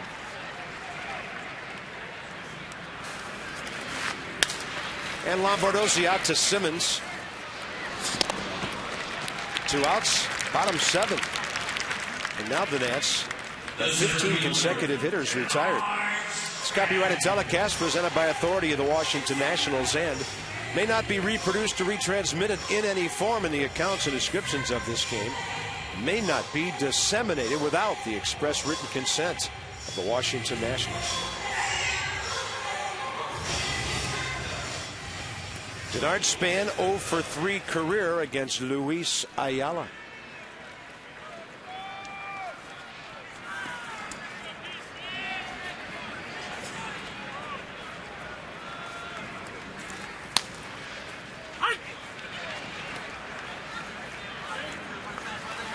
Ayala 3-year span with a lot of appearances, and boy, that strike zone is really flexing here in the late innings. 03 Expos, 65 games. 04 Expos, 81. 05 Nats, 68 games. Setting up Chad Cordero. That's a one-hopper. And that's it for the Nats in the bottom of the 7th. 3-2 ball game with a ways to go here.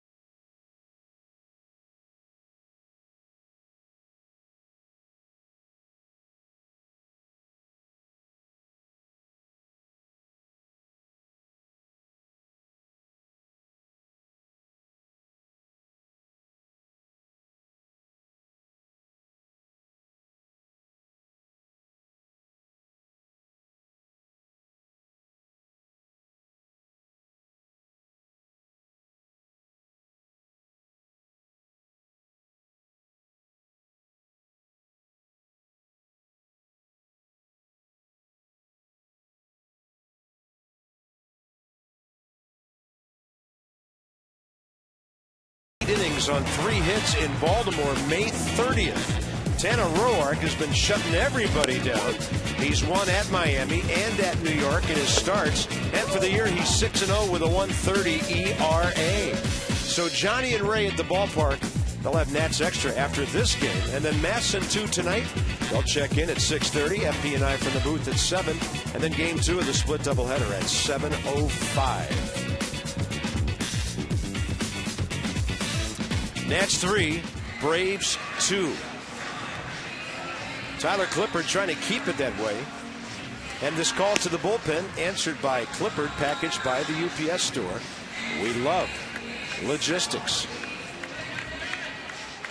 And just continuing his great work throughout the season. Easily the most consistent pitcher, maybe overall the most consistent player on the entire ball club. 32 holds, first in the National League. And the league is hitting a .141 against him. Well, you can make the argument that the save is right here, facing Upton, Freeman, Gaddis, and McCann, should anybody reach. One-run ball game going through the heart of the Braves order.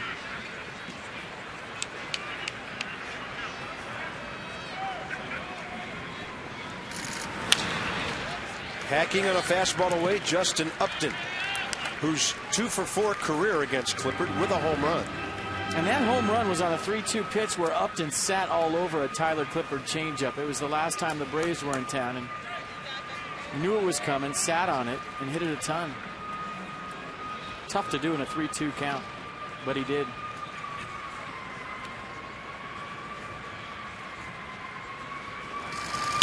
Clippard goes with the breaking ball. That's off the end of the bat.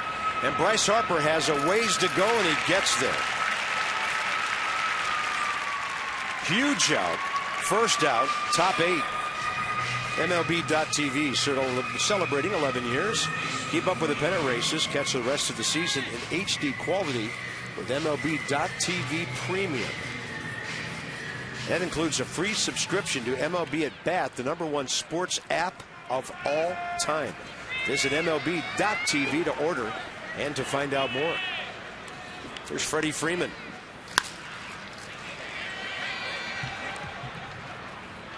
It just beat out that Canadian curling app that I have just by hair. Yeah, and I heard the third place is the Find Your Own Ghost app that you pulled out in Detroit. Yeah, but that's not a sports app. Well, I guess it is.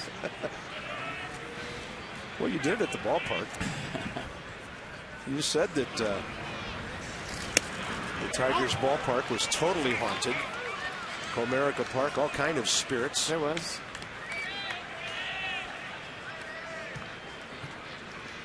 Freddie Freeman 0 for 1, walk, sac fly. He's at 100 RBIs. Third batter in the National League behind Paul Goldschmidt and Brandon Phillips to make it to that level. Good changeup right there. And you know what? That outer half was open for Ayala, not so much for Clippard. There's some calls off the plate away last inning. Let's see if this is the same spot. Maybe a little farther. After all that, a really good take by Freddie Freeman, because that was not a tough pitch to take.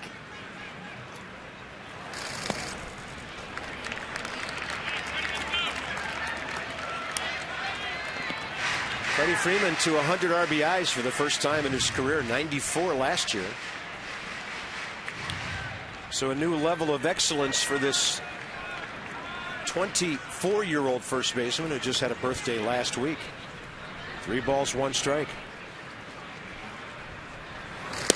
Clippard misses with a fastball just inside. Tying run aboard, 1 out, 8th inning. That'll bring in Evan Gaddis.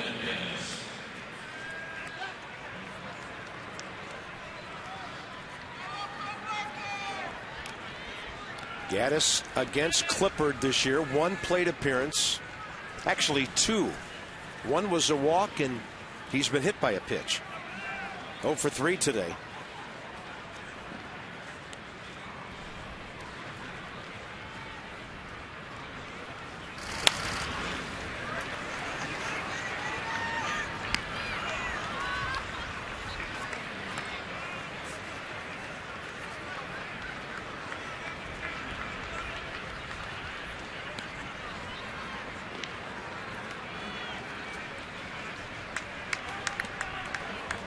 Two balls on the ground to pop up.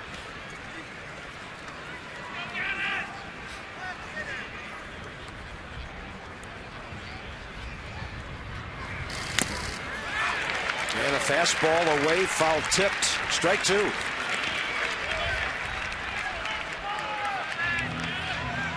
A good location with a fastball. You want to keep it down first of all, but you also want to keep it on the outer half, make Gaddis go the other way.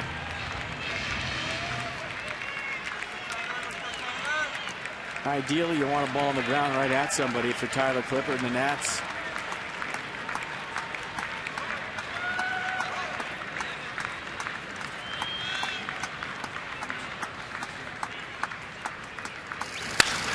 in the air. Left center. Span. Can't do a thing. Braves have the lead.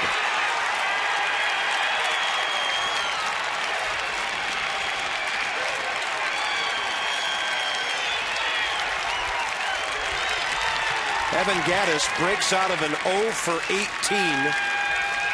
with a straightaway home run to put Atlanta on top 4-3. That's right in his turbo zone. Gattis, a high fastball hitter. And he went away, but it came back right over the plate. That's exactly where Gattis likes it. If you remember early in the season, he hit a 97-mile-an-hour letter high off Steven Strasburg out of this ballpark, and he loves it up there, got one, and knew what to do with it. Really the only place he could hurt you. That'll bring in Brian McCann with one out.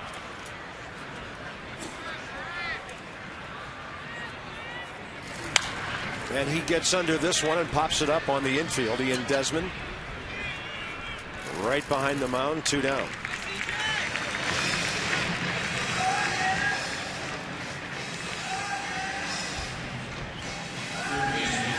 With 2 outs, Chris Johnson, the hitter. And I think Clipper was trying to go down and away to Gattis, but watch, it looks like they're going down and in, and he left it up and away. Gattis got extended. As soon as he hit it, you knew it was gone. But that was supposed to be a fastball buried down and in, and it was up and away. Exactly where Evan Gattis likes it. 9th home run given up by Tyler Clippard this year. And Chris Johnson, opposite field base hit last time.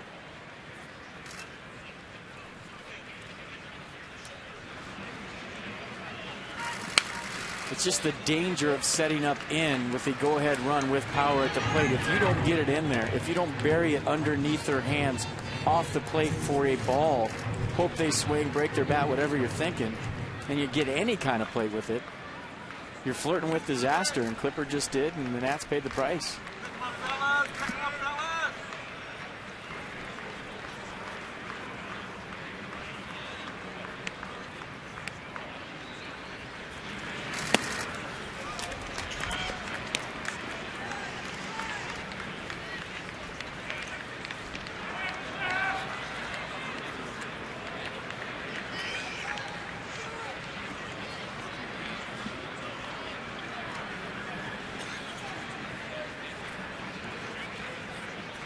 One-two pitch.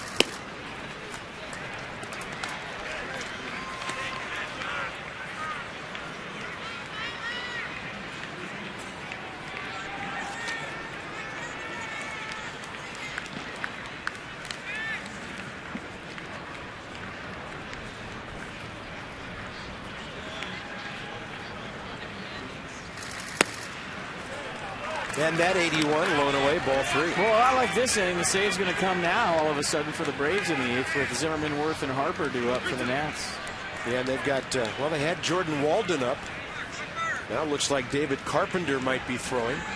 We'll see how Freddie Gonzalez plays it. 3-2, Clipper to Johnson. Walked him. Second walk of the inning.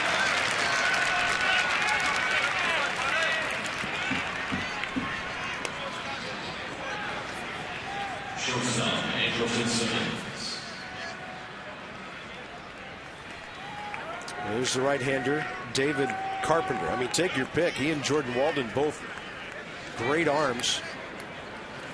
And they've both been instrumental in setting up Craig Kimbrell. Steve McCatty's going to go to the mound as the Nats will get a pitcher up. Ryan Matthews up and throwing with urgency.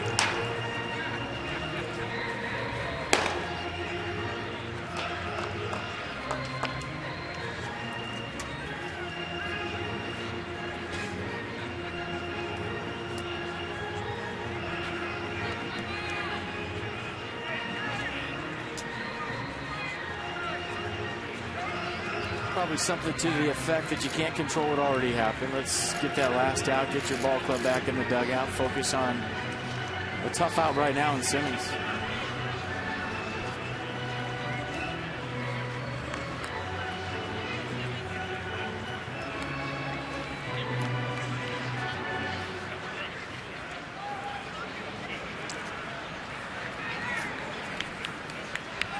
Simmons against Clippard 0 for 2.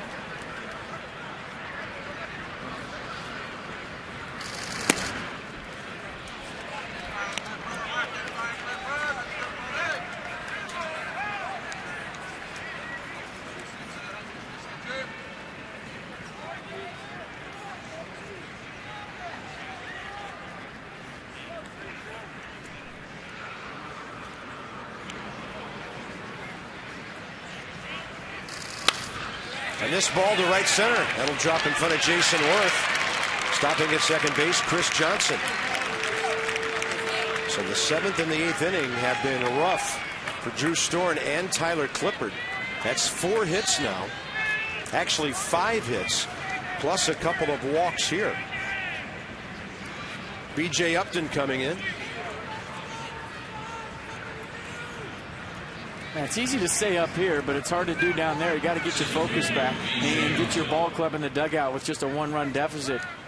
Obviously, if you're Tyler Clippard, you're not used to giving up a lead. You haven't done it pretty much at all this year, but settle down, refocus, get the 3rd out, and hope that your ball club can find a way to scrap a few runs across the plate. Tyler just falling behind here.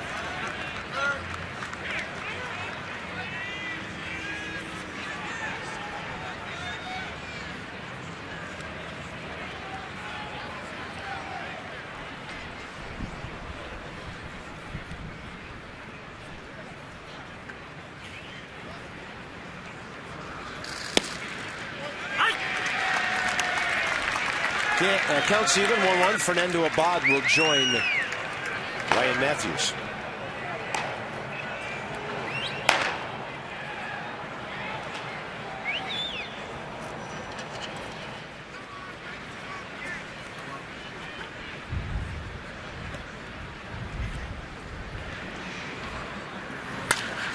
That ball well hit to right. Worth will back up, and he is there.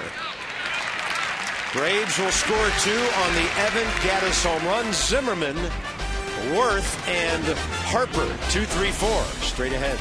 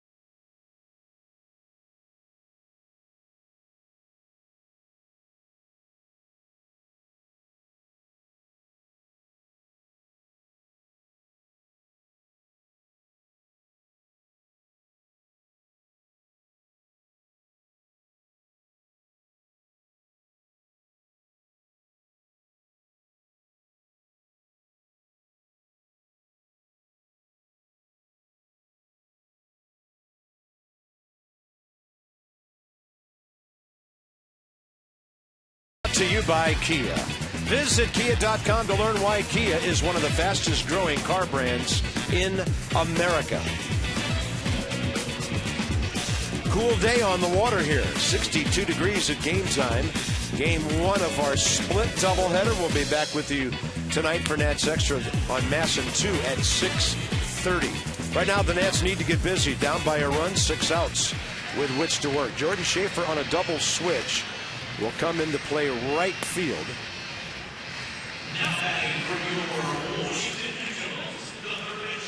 And this is 28-year-old David Carpenter. Yeah, 51st appearance for Carpenter, 1.95 ERA, a 2.11 average against. It's a 196 opponent's average over his last 23 appearances since July 23rd.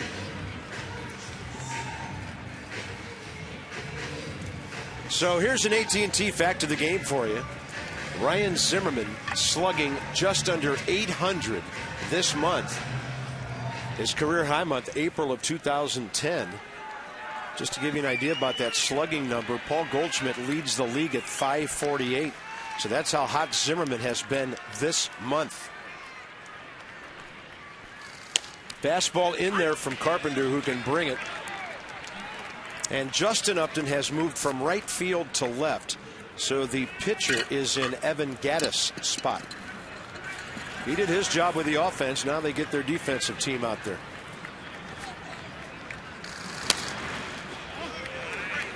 Yeah, that's a slider. Throw an occasional changeup, but pretty much fastball slider guy, Carpenter. And his fastball, as you saw, averages 95 miles an hour.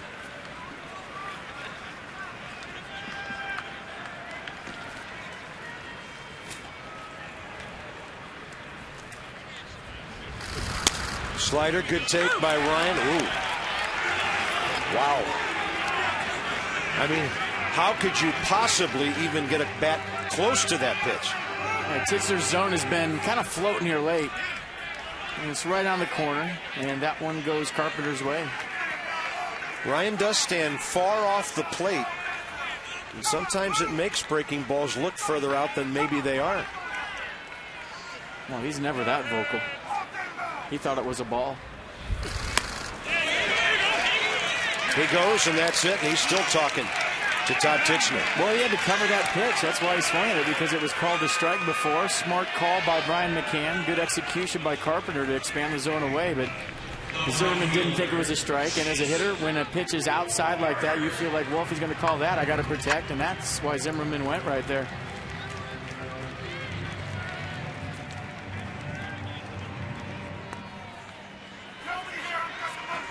Jason Worth, a double with an RBI, a walk. He's 0 for 1, or rather 1 for 2. Struck out back in the 5th. The Nationals have not had a base runner since Worth's walk in the 2nd inning. Haven't had a hit since Denard Span's won out earlier in that frame.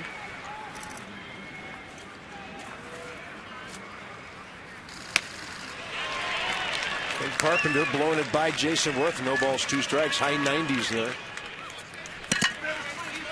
Luis Avilan, the lefty, and Jordan Walden is their right-hander.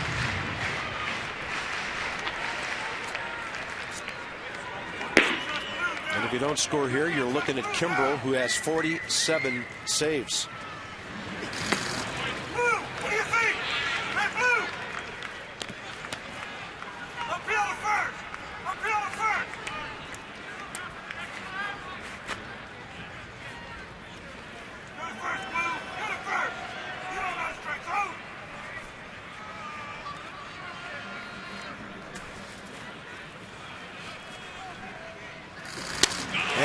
Can't reach that slider. 2 outs. But when you look at today's game, obviously 4 outs left for the Nationals, down by 1. I mean, you could point at Storn and Clifford for giving up some runs, but I think the story of the game is scoring that 3 early and not really adding on. I mean, Mike Minor didn't have his best stuff today. They kind of let him back into the game after the 2nd inning, and he settled down nicely. There's some hard hit outs, a couple by LaRoche, even Dan Herring jumping in there, but the story of this game was a combination of Mike Minor settling in and the Nats not adding on to that 3. But like I said, 4 outs left. Well, now we see how Freddie Gonzalez plays it. The lefty Downs for Harper, and then Walden for Desmond.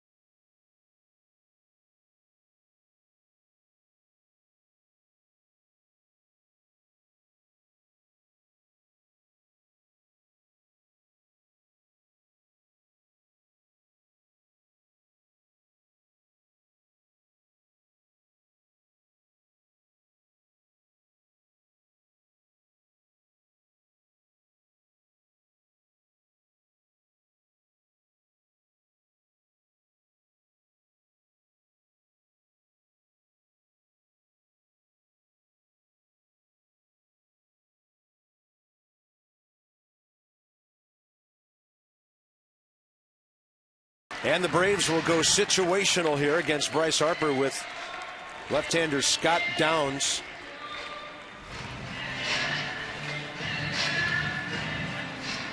Pardon me, Luis Avilan, not Downs.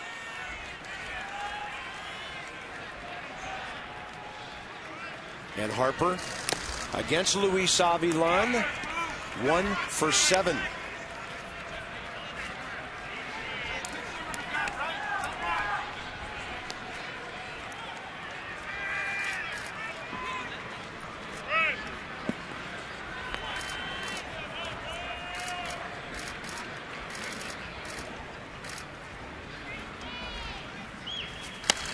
That fastball is going to be inside, 2-0. Yeah, fastball average 93. Got a curve to go with it at 76. Change at 81. Harper probably just see 2 pitches, the fastball and the curve.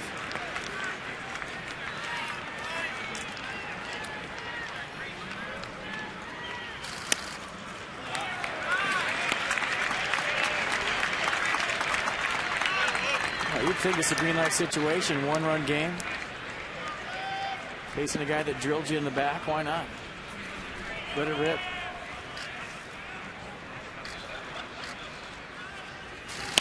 Avilan will throw it in there, 93.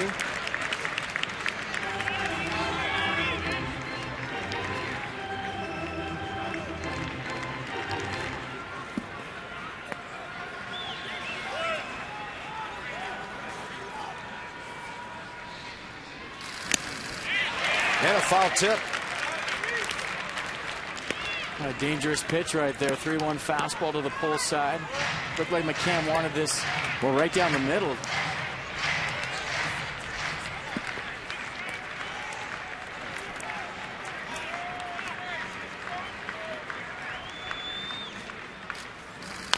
And Harper will reach and just be able to get a piece of it.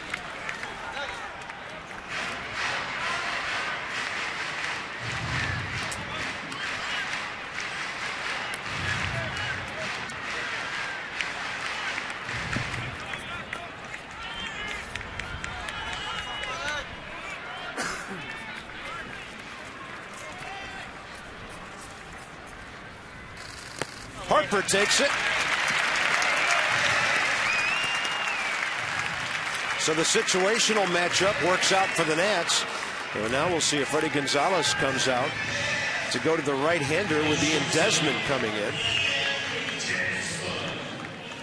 The only thing that would keep him from doing so, Adam LaRoche on deck.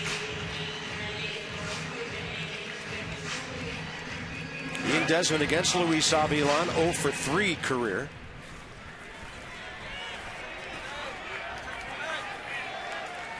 Braves outfield playing right up against the track. No doubles defense.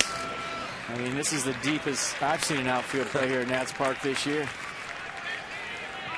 Yeah, B.J. Upton, I don't know, maybe 20 feet in front of the 402. He's still got a gap there in left center field, even though they're playing that deep.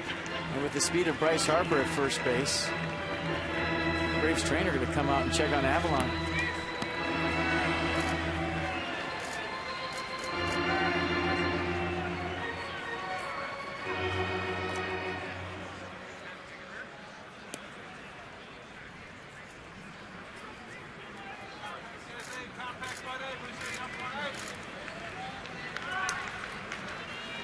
Counts 1-0.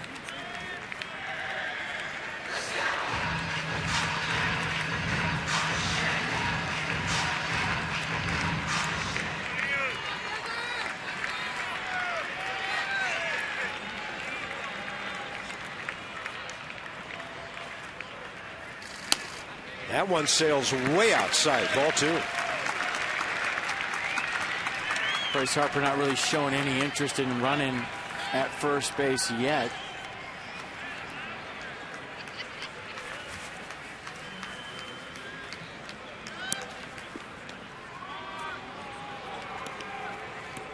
Probably not his best move, just checking to see if he's thinking about going first move. He and Freddie Freeman having a nice conversation over there.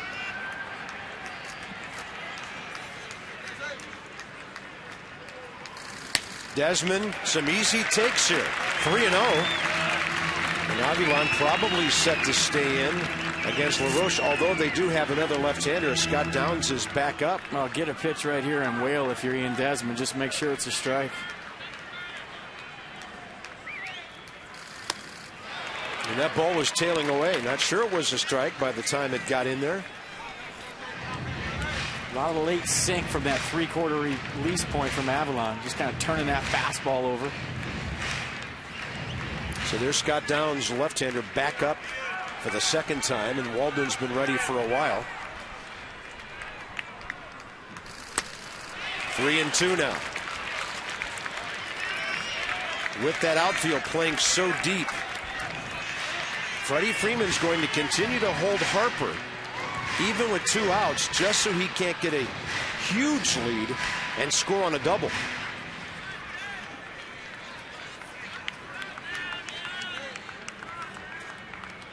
Harper running.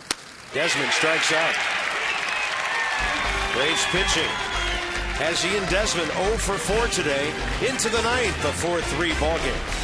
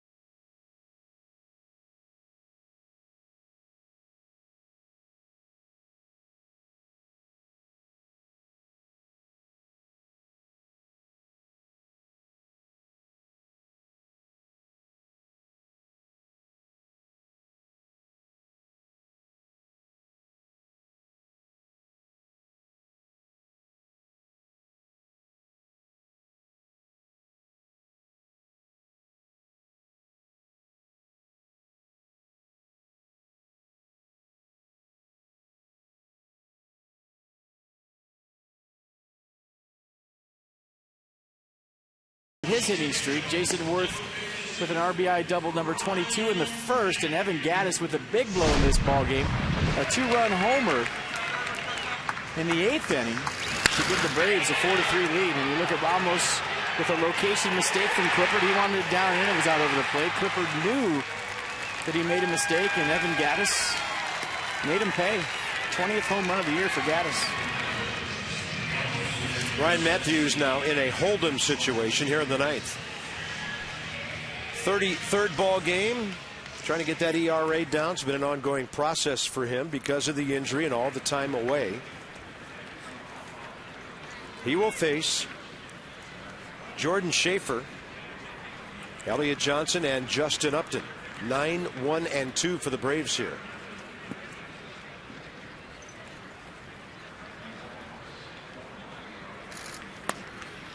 Pretty good sink and run on that fastball. Strike one. Jordan Schaefer against Ryan Matthews, 1 for 3 career.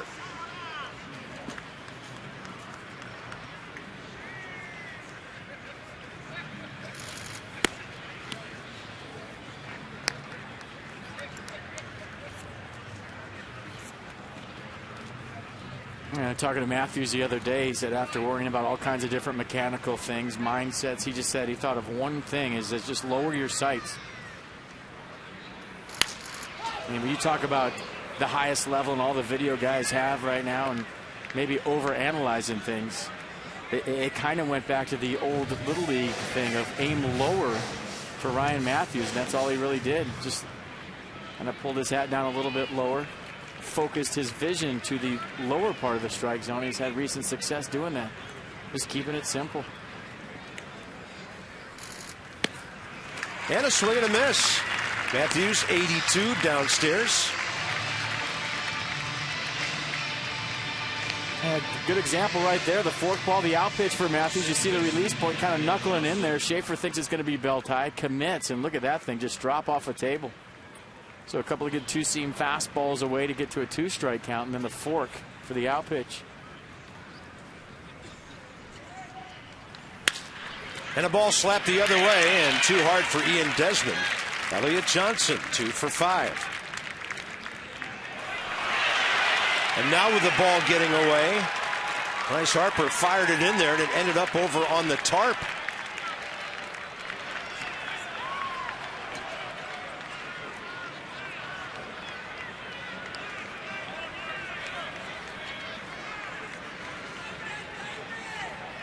And he's trying to backdoor the runner at first base right there. He came up slow, was being aggressive.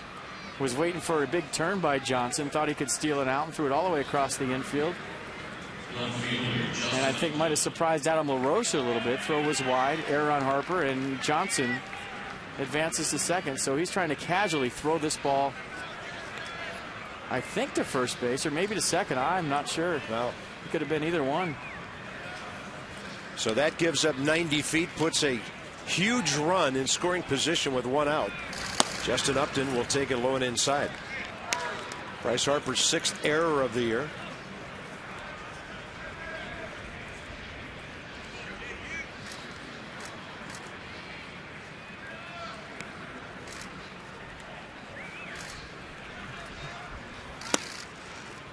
I mean, the only reason I think maybe he was flipping that ball with something out to second base is just because of the angle of the throw and where it landed. It would be in line to second. If he was throwing to first, I would imagine it would have been more on line to the first base bag.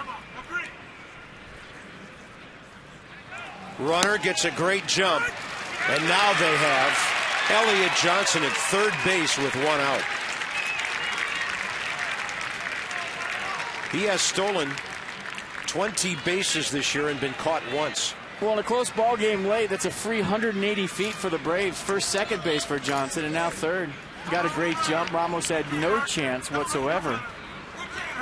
And kind of running the bases with house money right there. Up by 1. Johnson steals third easily. Infield way in. Of course, Matthews, a ground ball pitcher. 3-1 as he misses inside. Well, you play in based on the speed of the runner at third base, and Johnson can fly, so that's why you have toes on the grass if you're up the middle.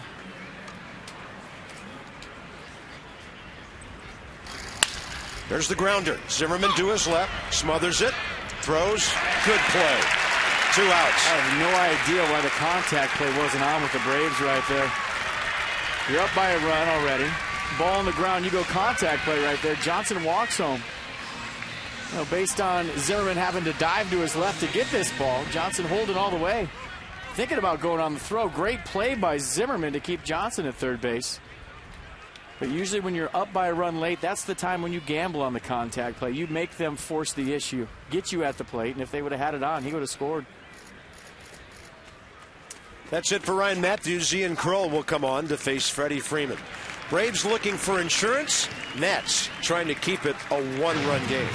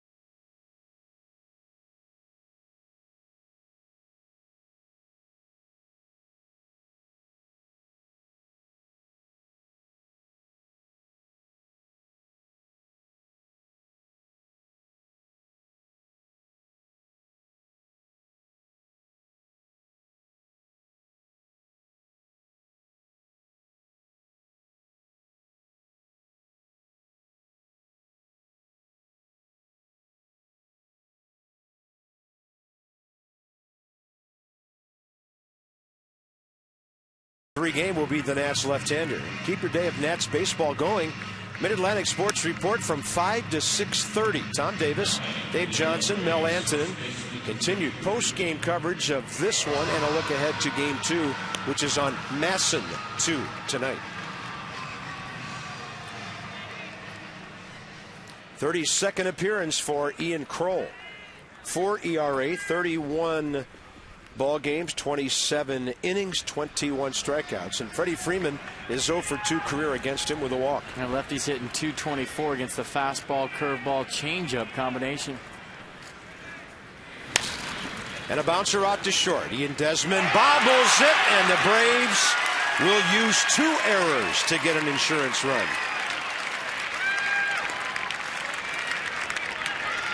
Yeah, pretty much a free run for the Braves right there all the way around, although Johnson earned his way aboard with a well-hit single to left. Reached second on an error, stole third easily, and then reaches home on the error by Desmond with 2 outs.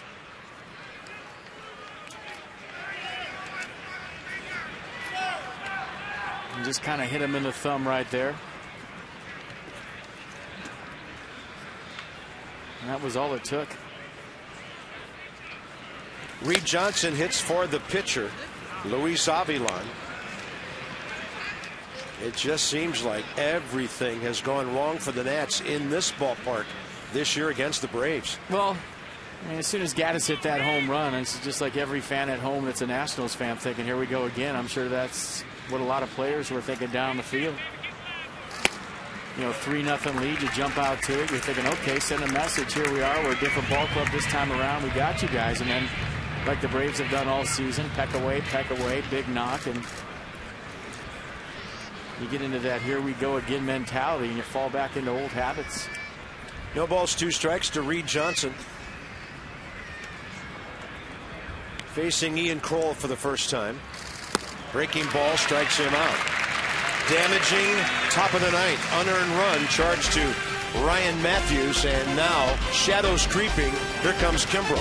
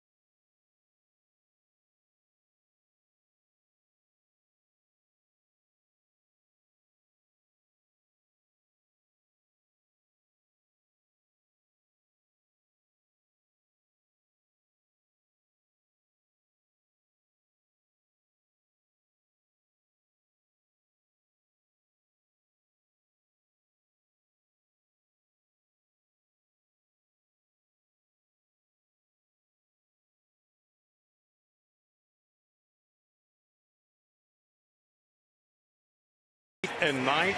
They've got a 5-3 lead as we head to the bottom of the 9th and the first of a day-night doubleheader. Johnny Holiday and Ray Knight. We invite you to stick around with us for our Nets Extra postgame show when this one's over.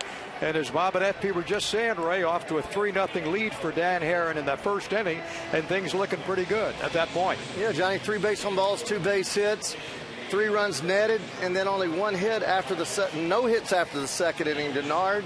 And just a note on Tyler Clippert, in 5 2/3 innings, he's given up 7 runs.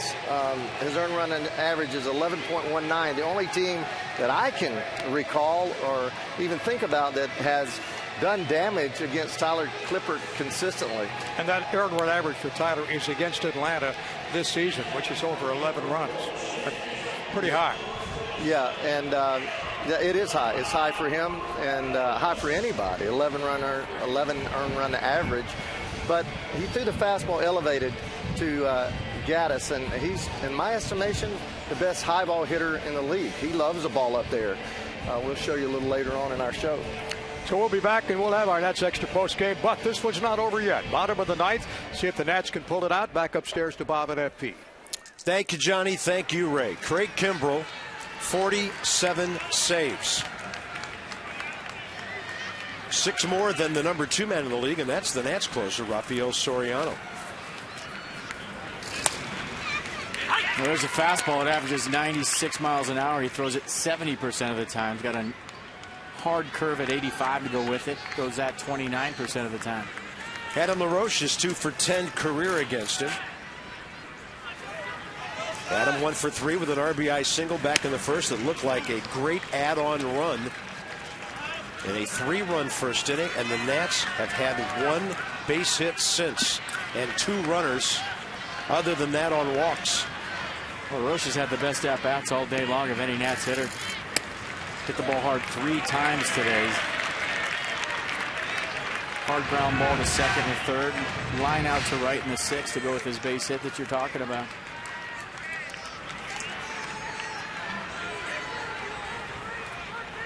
Two and 1 from Kimbrel. Fastball tailing away, and that's where the foul ball goes.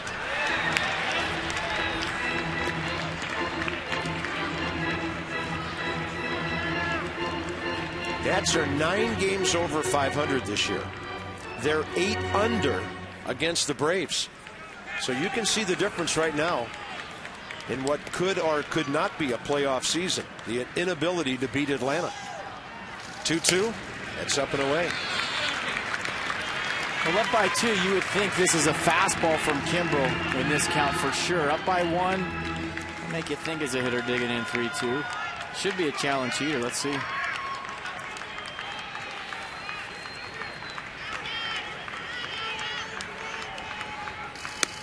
And he doesn't even come close. And Craig Kimbrel puts 1 run potentially on base here. Got to deal with the Buffalo now. And he's been swinging the bat as good as anybody in baseball. We showed 6 home runs in the month of September, right behind Hunter Pence and Ryan Zimmerman. Wilson Ramos 1 for 5 career against Kimbrel.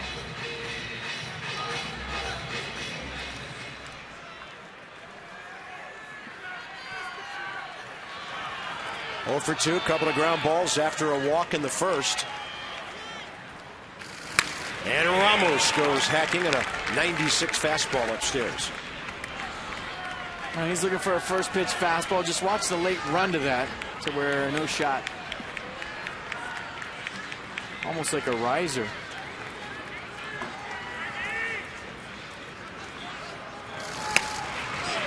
'97. It's kind of the effect you get from Kimbrel. He's a drop and drive guy, not very tall, just 5'10". So when he sinks down that backside, throws that fastball 96, 97 up, he'll have that effect to it. Looks like it's actually rising.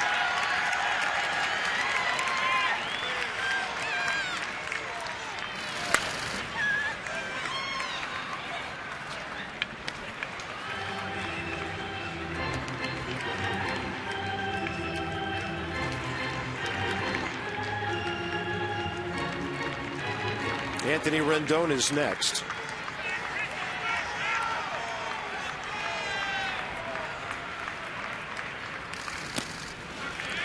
And that one spinning in the dirt. No need to advance in a 2-run game. Just need base runners right now. Nice choice by Adam LaRoche to say it first. I wonder if Davey Johnson's toying with maybe putting Chad Tracy, Corey Brown, or Zach Walters in there for Anthony Rendon to play for that 2-run pop.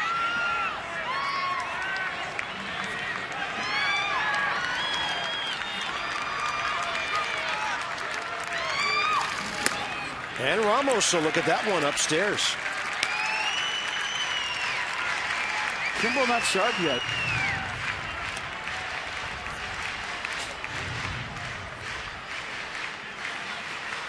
There's Chad Tracy. You get the pitcher spot up after Rendon.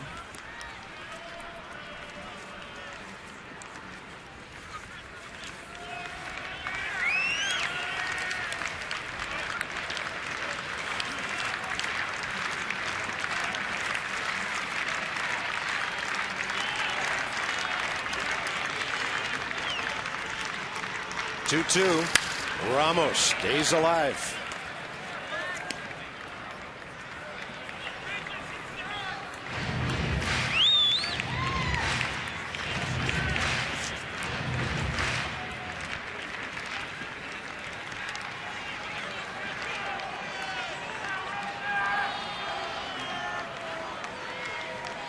Roche, very short lead.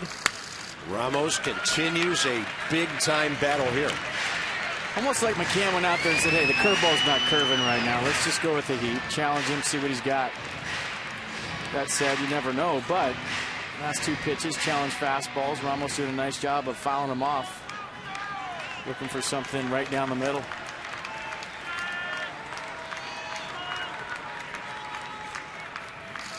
And Ramos hits one right up the middle, gloved, and then trying to flip it, Elliott Johnson. Everybody's safe. And that'll be a base hit for Wilson Ramos. 2 on, nobody out. Well, tying runs on base, and Coburnis will run for Ramos. I think Elliott Johnson, if he fields this, that's a hard play. He didn't need to glove that to second base. With a 2-run lead, if he plants, he can throw across to get Wilson Ramos, who everybody knows has the bad hamstring. So the play right there was to stick your right foot in the ground, plant, throw across your body to first base, and get an out. That's what the Braves need right now with a 2-run lead. And Anthony Rendon up, and the decision falls to Davey Johnson whether he wants to bunt Rendon right here and get 2 runs in scoring position, down by 2. Chad Tracy has stepped out on deck. So a nice physical play by Johnson getting to that ball, but the mental error coming when he had an out at first base if he wanted it. Oh, Rendon squared around, fastball tracking him, and he got out. And if you're Anthony Rendon right now, you have to bunt strikes. Craig Kimbrell's struggling. He's nowhere near the strike zone as you look at the fastball up and into Rendon. I mean, he's really been nowhere near the zone yet.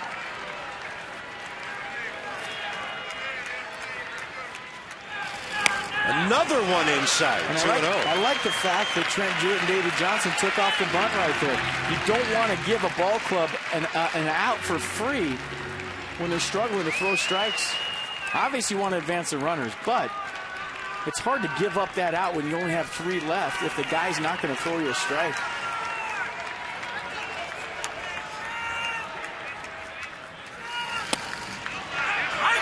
Wow, that was close. Rendon didn't like it. Thought it was in. And the zone, to say the least, for both teams, has been floating the last couple of innings. Very inconsistent.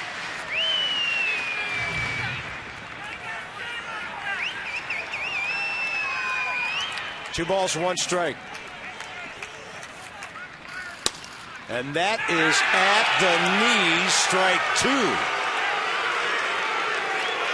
Well, the one thing you can see from the side, if you're Davey Johnson, is height, and he is yelling right now at Titchener.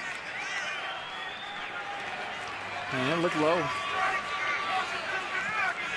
I mean, squatted down as low as he is, it was still below his knees.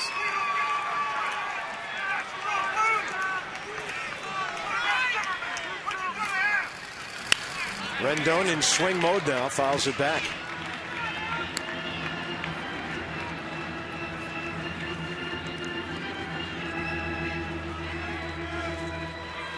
Chad Tracy on deck. Tracy, by the way, 3 for 9 career against Craig Kimbrell.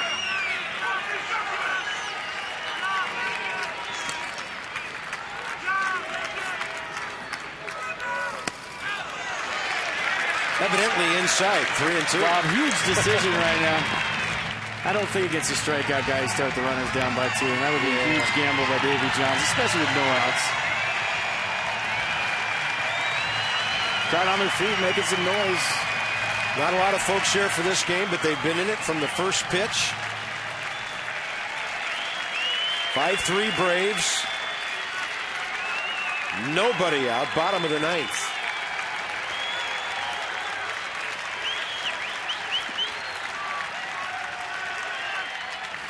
And Kimbrell loads them up with ball 6. Yeah, a little poetic justice there for Anthony Rendon. Good at bat by Rendon. That's not easy, Carp, to regroup from some bad calls like that. You're squared around a bunt. You're taught your whole life to bunt strikes, especially off a guy throwing mid to upper 90s. You do your job and take pitches that are balls, get to a 2-strike count against one of the best closers, if not the best closer in baseball, and you draw a walk. That's a great at bat by Rendon. It's mature stuff right there to stay with it. As mentioned, Chad Tracy, 9 at-bats, 3 hits against Craig Kimbrell. Tying runs at second base, and a very speedy Jeff Coburnis is there.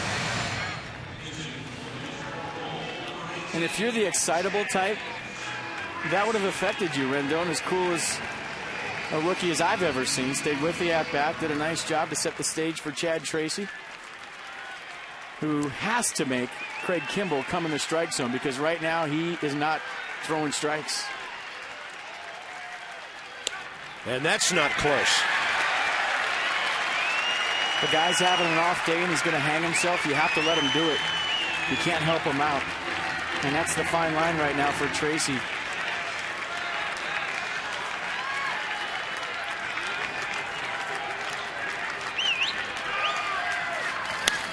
Tracy will pop it up and back and out of play. Yeah, got to be a bit of a quandary for the hitter, because guys like Tracy thrive on late game situations. Swinging at the first strike you see if it's a fastball. Looked like Chad did take a hack at a good pitch there for him, at least. Well, I think the key to this inning, obviously, is Kimbrell's wildness, but his curveball's not deadly like it always is. He's kind of rolling in there today for whatever reason. That's the equalizer. 98 to the outer half, 1 ball, 2 strikes. Well, best pitch of the inning right there from Kimbrell. Located 98 on the black. Got on top of one. That changes arm angle right there and had a better release point. Got on top. It's been getting underneath it.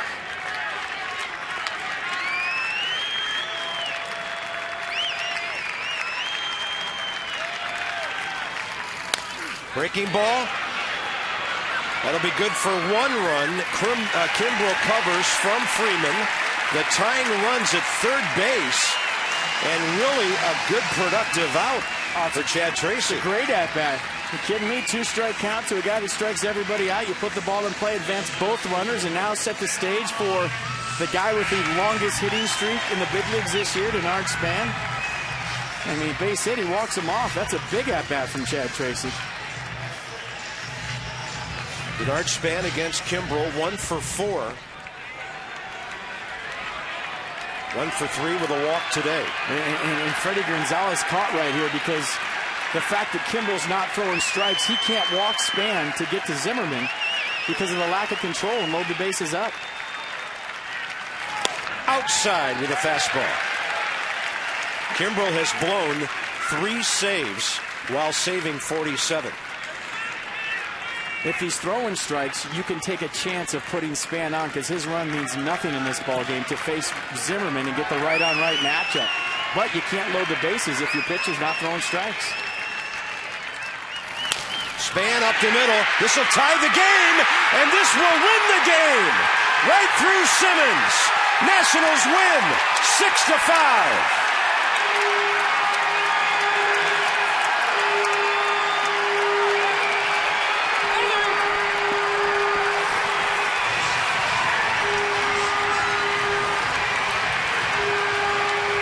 Unbelievable.